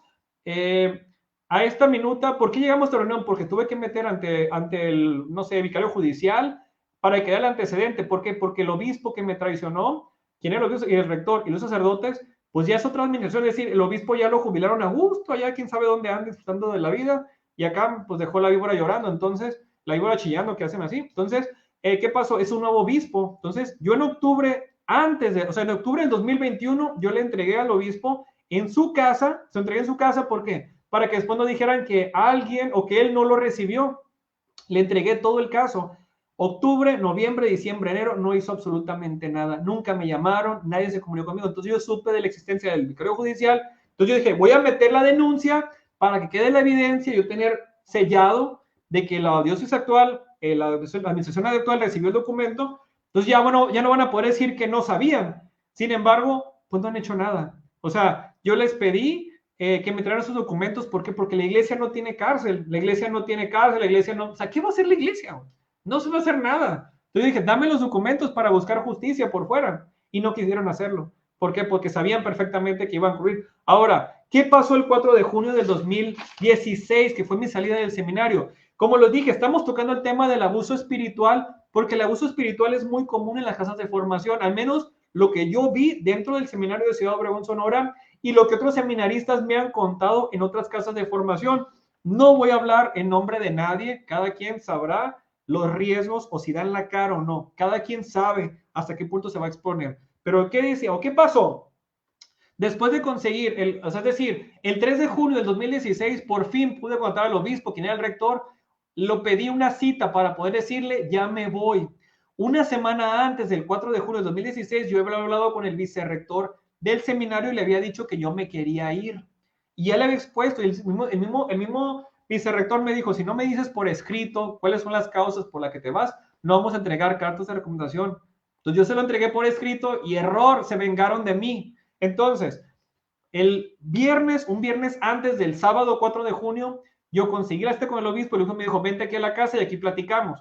Entonces, el sábado 4 de junio en la mañana, yo le dije a quien era mi formador, perdón, le pedí permiso para ir con el obispo y me dijo, muy bien, pero antes de ir con el obispo vas a pasar a mi oficina y después tú vas y le dices lo que te dé la gana. O sea, yo me di cuenta de una actitud, pues, a la defensiva. Entrando ahí, hubo tres cosas. La primera me dijo, ¿con qué autoridad me dirigía al obispo sin su permiso? Ahora tenía que pedirle permiso al padre para poder hablar con el obispo o con el rector. Yo le dije, pues tengo 3 años aquí y nunca he tenido que pedirle permiso a nadie para hablar con él. O sea, los demás sacerdotes jamás me pidieron que les pidiera permiso. Como no me pudo, pues así como hacerme sentir mal, pues no, se siguió a la siguiente. Y me dijo que si por qué había hablado con los sacerdotes de otras diócesis. O sea, y le dije, ¿y qué tiene? O sea, ¿qué tiene que yo hable con sacerdotes de otras diócesis? Tienes que pedirme permiso. ¿Por qué? Porque yo hablé con el sacerdote de Utah. Entonces él me decía que tenía que pedir permiso para... ¿Pero por qué? O sea, yo te digo, tú pierdes la libertad. Ahora resulta que para poder hablar con tu sacerdote, sin dar información del seminario, información que afecte a alguien, tienes que pedir permiso. Imagínate a mis 30 y tantos años teniéndole que pedir permiso a un sacerdote para hablar con tu sacerdote. Entonces, resultó que el sacerdote era amigo de él y le contó que habíamos platicado. ¿Qué le contó? No sé. Pero igual, como no me pudo intimidar, pues se brincó a la siguiente. Me dijo, ¿te acuerdas que te había dicho que tenía un presentimiento de que me ocultabas algo? Es decir, el 8 de abril, 2 meses antes, más o menos del 4 de junio, me había dicho que tenía un presentimiento que yo le ocultaba algo. En ese momento, estoy hablando del 8 de abril, le dije, oye, le dije, bueno, ¿qué te estoy ocultando? No, tengo un presentimiento, pero no tengo evidencia. O sea, qué raro, dije yo. O sea, ¿en qué mundo una persona le dice a alguien, tengo un presentimiento de que tienes una doble vida, que me ocultas información, pero no tengo la evidencia y mejor no te pregunto. Yo le dije, dígame en este momento, porque yo no sé si alguien le está echando mentiras de algo y yo tengo el derecho a defenderme. O también yo en ese momento yo pensé, ya sabe que me quiero ir, pero o sea, uno es libre de estar donde uno quiere estar. Entonces, en eso me dijo, ya te descubrimos, ya sabemos que los frailes franciscanos te expulsaron y hemos tomado la decisión, el equipo formador, de expulsarte del seminario. O sea, aguas, no solamente él, sino arrastró con el equipo formador del seminario de que todos se han tomado la decisión de expulsarme porque yo había mentido. Cuando entré al seminario de Cesano de Ciudad Obregón, Sonora, yo entregué las cartas de los frailes. Yo tengo las cartas, se las voy a mostrar. Esas cartas dicen que yo me fui por decisión propia. Obviamente tú leas el contexto y no hablan nada malo de mí. Entonces, ¿qué pasó? El Señor me gritó, me insultó y me dijo, pues vete. O sea, me sacó. La verdad, yo no sabía si reírme o llorar. Yo le dije, yo tengo esas cartas y luego dice que yo soy el colérico. O sea, tomó una decisión de decirme, estás expulsado con algo que ni siquiera tenía evidencia. Eso es parte del abuso espiritual. ¿Por qué? Porque yo estaba en el seminario por Dios. Entonces yo estaba ligado a Dios, pero tenía que soportar esas humillaciones, porque el Señor se le hinchaba a uno y soltaba lo que le decía. Yo no confío en el Señor. Esta persona insulta y luego averigua. Entonces, ¿qué pasó? Yo le dije, pues mira, yo tomo, ya me voy. Lo que tú estás diciendo es mentira. Ya, deja de mentir. Ay, dije yo, me di la media vuelta. O le dije, ok, ¿vas a decirme algo más? No, me salí y me fui. En el trayecto hablé con los frailes franciscanos, hablé con un fraile quien era, cuando yo era postulante, estaba en proceso de entrar al seminario franciscano, pues yo lo conocía. Entonces le hablé, le marqué por teléfono y le dije, está pasando esto, están diciendo que a mí los frailes me expulsaron y eso es mentira. El fraile me dijo, Rubén, no te preocupes, ni siquiera hemos recibido ninguna petición, informe tuyo de parte del Seminario Diocesano de Ciudad Obregón, Sonora. Entonces, lo que ellos hayan dicho, eso no es verdad y nosotros estamos dispuestos a decir la verdad. Bueno, pues me quedé tranquilo. De todo modo, yo tenía las copias de las cartas de los frailes. Por otra parte, bueno, llegando yo a la diócesis de Ciudad Obregón, Sonora, bueno, a la oficina del obispo, yo le dije lo que pasó, le expresé todo lo que pasó y el obispo me dijo, pues que tenga confianza en Dios. Es decir, volvió a meter a Dios. A Dios, pero él no asumía su responsabilidad. Me dijo que lo que había pasado, pues se lo explicara a la diócesis donde yo fuera a aplicar, pues para que ellos comprendieran lo que pasó. Y dijo que él no podía ponerse de ninguna parte. Yo le dije, póngase de parte de la verdad, de parte de la justicia, de parte del evangelio que ustedes pregonan. Él insistió que no podía hacer nada. Y yo le insistí, pues ya saben cómo soy. Y le insistí y no quiso hacer absolutamente nada. Me sentía humillado, no llevaba ni qué palabras poner. El punto es de que él quedó en que se iba a comprometer, en que él se iba a comunicar conmigo, iba a ver qué iba a poder hacer y se iba a comunicar. Jamás se comunicó conmigo. Ya después fui por mi carro, llegué al seminario, saqué todas las cosas de mi cuarto, limpié, barrí, trapié para que después no dijeran que nomás dejé ya el cochinero. O sea, yo dejé, en ese momento me acuerdo que tomé fotos, o sea, yo estaba bien paranoico porque dije yo, ¿qué van a decir? Y otra cosa muy importante, en esa tarde yo le mostré a varios seminaristas las cartas de los frailes, las cartas originales. Y ellos pusieron una cara de sorpresa. ¿Por qué? Porque al parecer, digo al parecer porque nadie me lo dijo, sí es cierto. Ya sabían seminaristas que supuestamente me habían expulsado. Es decir, ya había gente en el seminario de Ciudad Obregón, Sonora con esa idea de que me habían corrido los frailes franciscanos.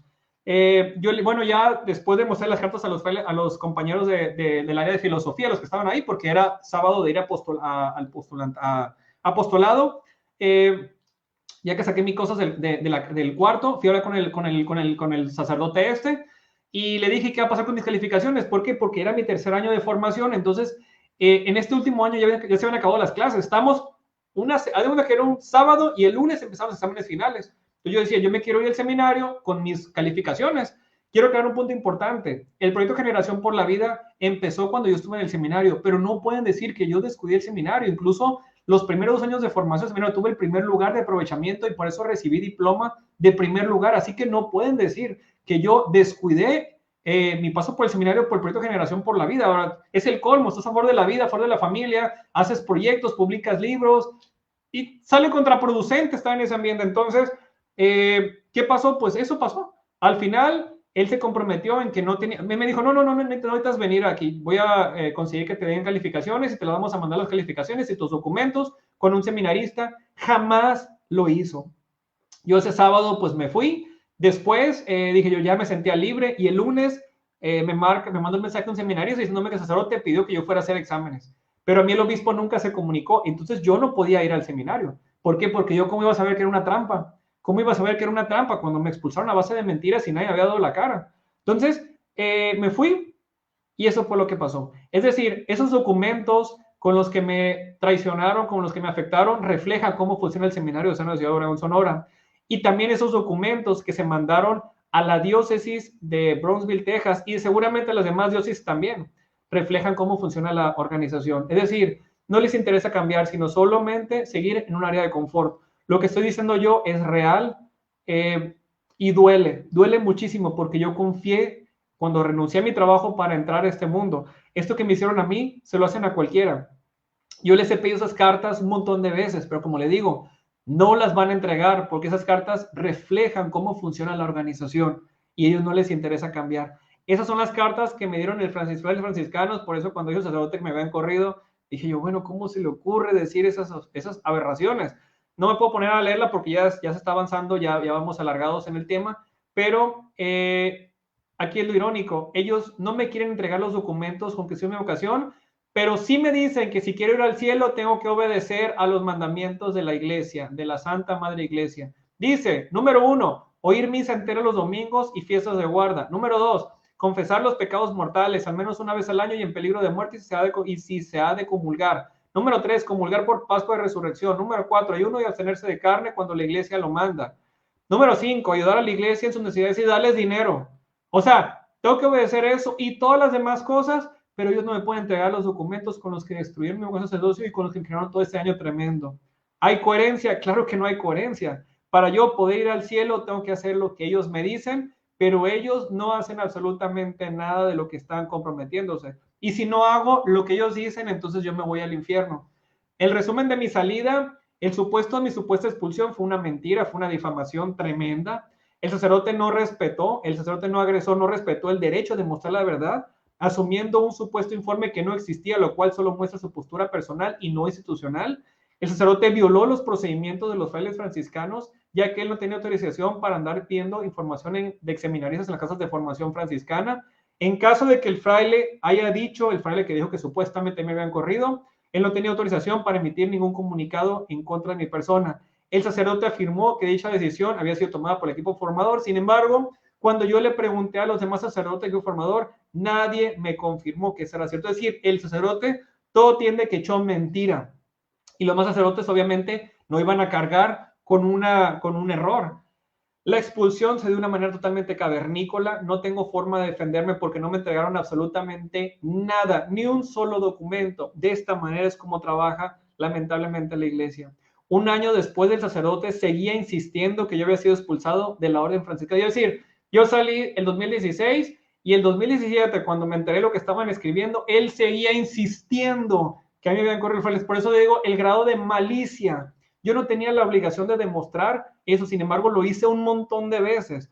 Dicho documento fue enviado y autorización del obispo, quien era el rector, y el vicerrector del seminario de ciudadanos, el vicerrector del seminario de dicha diócesis. O sea, hubo una complicidad. Yo cuando hablé con el vicerrector, él me dijo, mientras el sacerdote siga mandando ese informe se va a seguir mandando. Y obviamente él sabía el contenido del sacerdocio, el contenido del documento. Yo cuando fui con el obispo me decía, tienen que solucionarte el asunto en el seminario, ve con el vicerrector, y nos decía que es por sentido común. Iba con el vicerrector y me decía, no, el que tiene que solucionar el asunto es el obispo. El obispo me decía, ponte de acuerdo con el sacerdote, quien era tu superior del seminario. Fui al seminario, el sacerdote se escondió, cerró la puerta con candado. Al día siguiente fui a buscarlo a la iglesia porque teníamos que hablar, teníamos que llegar a un acuerdo. El error había sido de él, sin embargo no le importó. Y ahí fue donde él aprovechó para decir que yo le había atacado en el santuario de Guadalupe, aquí en Ciudad Obregón, Sonora, lo cual todo es una mentira. Ahora, ¿cuál es la razón, cuál es la excusa de la diócesis de Ciudad Obregón, Sonora en decirme por qué no me quieren entregar los documentos?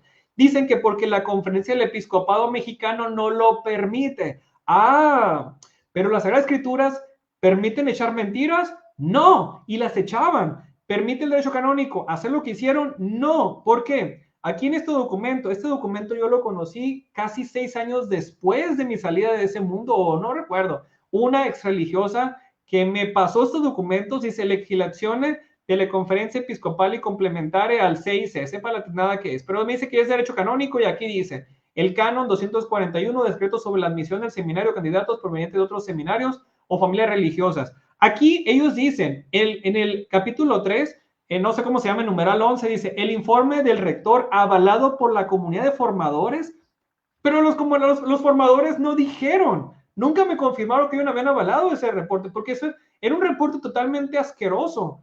¿Cómo un sacerdote iba a tomar decisiones? Y lo dice, no se debe entregar al alumno copia escrita del informe, pero sí dialogado con él, es decir, el derecho canónico o este documento, como le quieras llamar, decía que yo tenía derecho a saber el acceso del contenido. ¿Cómo es posible que yo no tenía? Por eso digo, es un proceso totalmente cavernícola donde no permitieron que yo saliera bien. No hubo nadie que me defendió. Simplemente ellos mandaron documentos. Entonces, a mí cuando me dicen, es que la conferencia del episcopado mexicano no lo permite, bueno, pero ¿quién es la conferencia del episcopado mexicano? Para mí no es nadie. En la conferencia del episcopado mexicano para mí no existe. ¿Por qué? ¿Por qué no existe? Porque cuando yo estuve dentro del seminario y tuve que tragarme muchas cosas, en la Conferencia Episcopal Mexicana nunca fue a ver cómo estaba yo, cómo estaban mis compañeros. Nunca me defendió cuando se mandaban los documentos con información falsa. Todo poder conlleva una responsabilidad. ¿Dónde está la Conferencia del Episcopado Mexicano en esta responsabilidad? Ellos se van a hacer cargo de la justicia de este caso. En la Conferencia del Episcopado Mexicano va a restaurar el daño en mi persona, me va a conseguir una máquina del tiempo para yo no renunciar a mi trabajo como ingeniero y no perder todo lo que perdí. No se puede. Entonces, yo me di cuenta que realmente era una estrategia de decir, le echo la culpa a la conferencia del episcopado mexicano, de todos me dicen, pues ni los va a contactar, ni lo conocen y ni le van a hacer caso. Y así pasó, así ha estado. Por eso es que cuando me dicen, es que tal persona tiene que, miren, ya busqué, no tienes idea todo el tiempo que le invertí a mandar documentos, a escribir documentos. Es algo terrible. Ahora, el Papa Benedicto XVI dice, el perdón no sustituye la justicia. Después Juan Pablo II dice, tenemos que defender la verdad a toda costa, aunque volvamos a ser solamente 12. Dice, no hay paz sin justicia. El mensaje de Juan Pablo II para la Jornada Mundial de la Paz. La Biblia dice, dejen de hacer el mal y aprendan a hacer el bien. Busquen la justicia, den sus derechos al oprimido. Isaías 1:17. Los laicos dicen, todos somos la iglesia, pero nadie se involucra para aquella justicia. Pero la realidad, ya en la práctica, la iglesia impide que haya justicia, encubriendo sus agresores y dejando a las víctimas en el olvido. Por eso el abuso espiritual es tan fuerte, porque te hacen creer algo, pero a la hora de cargar con las consecuencias, estás cargando solo el abuso y no hay nadie que ponga orden. Es una doble moral donde se burlan de la gente. Una vez más lo digo, atan cargas pesadas y las ponen sobre la espalda de los demás, pero ellos mismos no están dispuestos a mover ni un solo dedo para levantarlas. ¿Qué es real dentro de la iglesia? No lo sé. Es una secuela del abuso espiritual. En este momento yo no sé qué es real. No sé, muchas cosas son espirituales, dogmas, santos, sacramentos, qué es real, qué es falso, no lo sé. Y si alguien ahorita me dice, mira, Rubén, aquí en la Biblia dice, sí, pero eso ya, o sea, sí, dice muchas cosas en la Biblia, sí, pero yo no sé. Tengo dudas de fe, sí. Prefirieron sacrificar a mí por encubrir a sus agresores. Para ellos, el fin justifica los medios. ¿Cuál era el fin? Que sus abusos quedaran en el olvido. ¿Cuál era el medio? Destruir mi vocación. Ese era el objetivo y lo lograron. Lo lograron porque tenían un sistema diseñado para eso. Es importante entender, la iglesia no resuelve problemas por obediencia a Cristo ni por temor de Dios, sino por la presión social y de los medios de comunicación. Por eso les pido que compartan esto para que más personas puedan tener alcance y sepan cómo funciona esto. De otra manera, el abuso espiritual va a crecer y más gente va a salir dañada y más personas van a estar lejos de Dios. Y la iglesia o el clero no va a cambiar. ¿Por qué creen que los abusos sexuales infantiles cambiaron? No cambiaron porque la iglesia ya ha dicho, oye, tenemos que proteger a los niños, porque en el evangelio que acabamos de leer, ahorita la cita bíblica de Mateo que leímos anteriormente, decía que hay que que no podemos dejar a los niños y que quien haga daño, pues tiene el daño. Eso de que, o sea, el Evangelio tiene 2000 años, ponle más o menos 33 años, no sé cuántos años tengo, pero ¿cómo es posible? Entonces, ahora me dicen, no, la iglesia ya cambió, la pederastía clerical ya se ha reducido o ya. No, la iglesia no cambia porque tenga que escribir, la iglesia tiene muchísimos documentos, la iglesia solamente cambia por la presión social y los medios de comunicación. El temor de Dios nos induce a huir de las ocasiones de pecado para elegir agradar a Dios. O sea, no hay temor de Dios. Si hubiera temor de Dios, no hubiera abuso espiritual, pero lamentablemente hay abuso espiritual. ¿Cuál es la tarea de la sociedad? Dejar de idealizar. La sociedad tiene que dejar de creer que el sacerdote es perfecto, que el sacerdote por haber pasado por un seminario tantos años ya está capacitado para darte atención espiritual. Deja de idealizar a los sacerdotes, a las religiosas, a los pastores. Confía, claro que sí. Y si se equivocan, denuncia y apoya a las víctimas. Si los abusos siguen quedando en la impunidad, esta gente va a seguir dañando y lo va a hacer 1, 2, 3, 4, porque saben cómo funciona el sistema y ellos no les importa el daño que ocasionan en las personas. Los buenos líderes no pueden solos con un sistema que está tan corrompido. Conozco grandes sacerdotes, grandes religiosas, gente maravillosa, laicos, pero ellos no pueden cambiar el sistema. ¿Por qué? En primer lugar, porque el sistema ya está corrompido. Entonces, si un sacerdote levanta la mano, se los echa de enemigos y lo pueden correr, lo cambian de parroquia, lo mandan a un lugar donde no tenga un alcance mayor. O sea, es la realidad. Entonces, ¿qué pasa? Pues termina repitiéndose los ciclos tóxicos. Ahora, si los feligreses se involucran, ¿qué va a pasar? Va a haber muchos beneficios para la iglesia, ambientes sanos para los miembros, se recuperaría la credibilidad de la iglesia y más personas estarían más cerca de Dios. Esto es lo que yo quisiera que se hiciera, que hubiera ambientes sanos para todos los miembros, para todos los seminaristas, que no se pierdan vocaciones por esos abusos de poder. La iglesia, o mejor dicho, la comunidad reza, pide, oh pastor eterno de las almas, dígnate, bla, bla, bla. ¿Por qué? Porque quiere sacerdotes, quiere religiosos, pero no los tiene. ¿Por qué? Porque muchas de las personas que pasamos por esos abusos espirituales que se concretizaron de la otra manera, estamos fuera del sistema.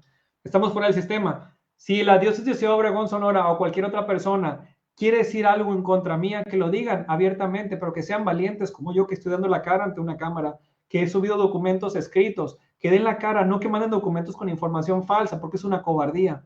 Yo quiero ambientes seguros para los miembros, que se recupere la credibilidad de la iglesia y que más personas estén cerca de Dios. Que cuando tú tengas un familiar que está enfermo, ese sacerdote puede ir a darte la unción de los enfermos.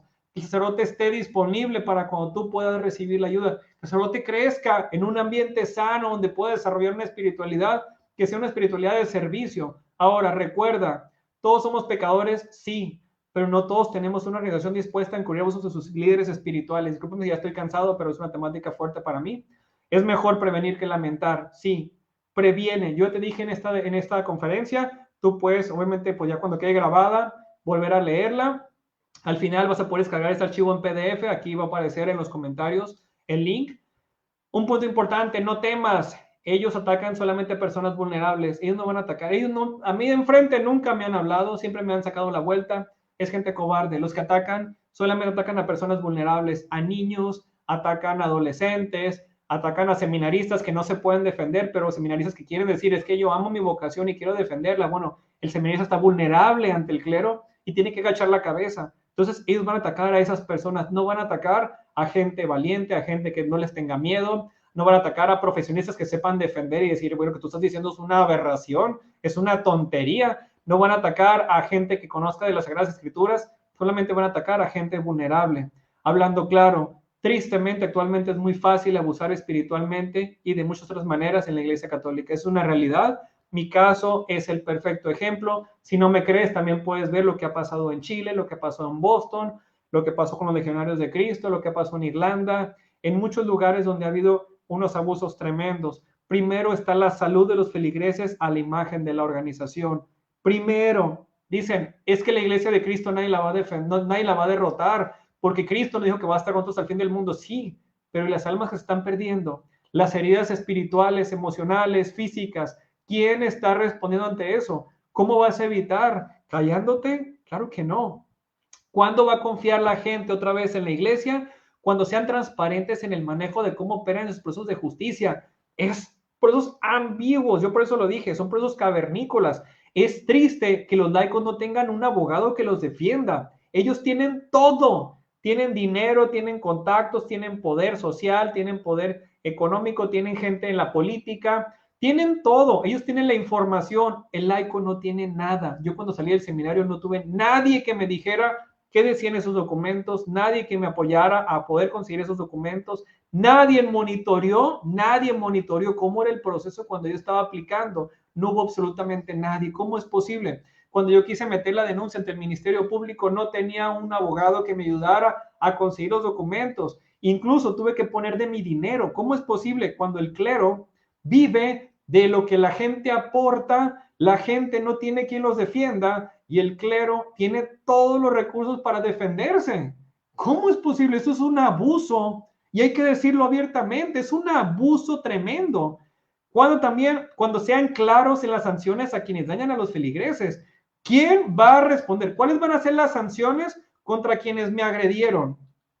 Porque dicen que el clero, la mayor sanción que puede hacer es reducir a un sacerdote a estado laical. Es decir, tú y yo que somos laicos, somos lo peor que le puede pasar a un sacerdote. Eso es una humillación.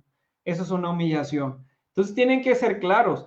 Hasta que se comprometan a restaurar el daño ocasionado. La sociedad tiene que confiar en la iglesia hasta que ellos digan, ok, si lastimo a una persona, yo asumo la responsabilidad. Ok, ahora no tengo manera de poder restaurar el daño. Bueno, que el daño caiga sobre la persona que generó el daño. ¿Para qué? Para que la iglesia no tenga que andar vendiendo templos o terrenos o cosas que se adquirieron para el beneficio de la comunidad. Pero ¿qué pasó? La iglesia encubre al agresor, encubre el daño, encubre el abuso y ahí sí asume una responsabilidad y por eso la iglesia también tiene que pagar.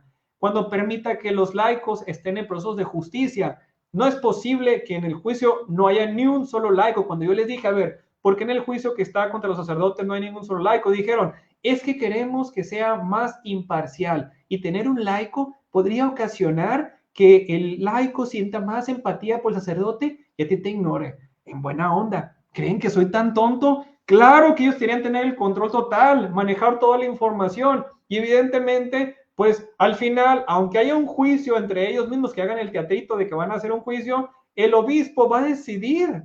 El obispo va a decidir porque el obispo es un príncipe que define todo, define sobre la vida de las personas.